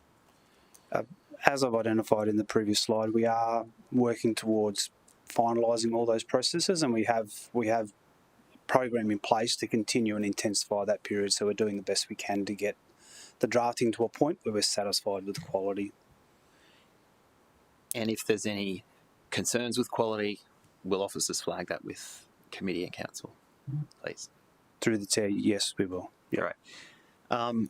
Just really interested in that, the early insights around the survey that was undertaken, and in the report sort of flagged for me some concerning things around gaps in community understanding. So half the respondents felt anxious about the program, the population growth, but also there was limited awareness about the planning scheme. So I'm just trying to see, I know you've in the report talks about some additional community consultation, but I thought some of those results were really startling. What is the change in community approach? Is it just more media, or how are we really grabbing our community so they start to understand where this is going. Yeah, through the chair, thank you. The those early insights were from a planning literacy survey that was done with a representative and statistically valid sample of the Gold Coast, and that was really valuable in helping us understand where the community is at. So it can validate the engagement approach that we've scoped out in the document, but it can also inform the marketing and comms area to make sure the language used is correct, that we're not moving too fast with the narrative with the community. So that's what we're doing at the moment. We're currently in phase 1 engagement, which is all about education and awareness and having that starting point for getting the community to understand what is the LGMS, how does it inform the NPS, what's happened to date, and then we move into phase 2 where the narrative changes more into understanding the nuance of the new planning scheme. Okay. If we can continue. Thank you. And so I saw the forward program. Like obviously what came up is people want to get specific, they want to get local, as do councillors, but just seeking to understand. So the forward program suggests face-to-face, some in-person sessions. So just would support that and seeking to understand when they will be so we can be involved. But also it says deploy paid media. Are we also hitting sort of traditional media, say print, radio, not just digital? Through the chair, I understand the media team will be supporting us and looking for opportunities on how to look for promotion, not only promotional opportunities with the face-to-face engagements, but also using the insights that we're gathering to talk to the community. But I don't have an actual schedule to provide you as yet. I can take that on notice. Yeah, if you could. My suggestion would be just traditionally we've done a digital focus, and I think it potentially limits some of our audience. So just making sure we get the full breadth of media channels, given how important this is and given the results of probably the limited awareness. Thank you. Any other questions for officers? Okay, I'm happy to move the recommendation. Seek a seconder. Councillor Martin's hand up first. Appreciate the update. It's good to be getting more and more insight from the engagement and comms team and where they start to play in this realm. And I've got to admit that brings a lot of confidence for me, because I think it's some of the information that we've been missing in this space of how do we get this out to people and in the means and methods that our community get their head around. I wasn't that surprised by what the insights showed in the first place. It roughly aligns with historical pieces of work in planning of how many people have shown interest so far. It'll continue to ramp up as you get towards the statutory process, but the more Gold Coasters we can get involved that want to take an interest, hopefully not just in their own area, but maybe a little bit broader than that, is really important. So pleased to have the comms and engagement team more heavily involved, and look forward to all of you working with them on the messaging and tools in your own divisions, which is something we've promised the whole time through. Just to address, Councillor Martin raised the part of the report with what's off track. As you can probably appreciate, I'm getting a weekly update on where that sort of things is up to.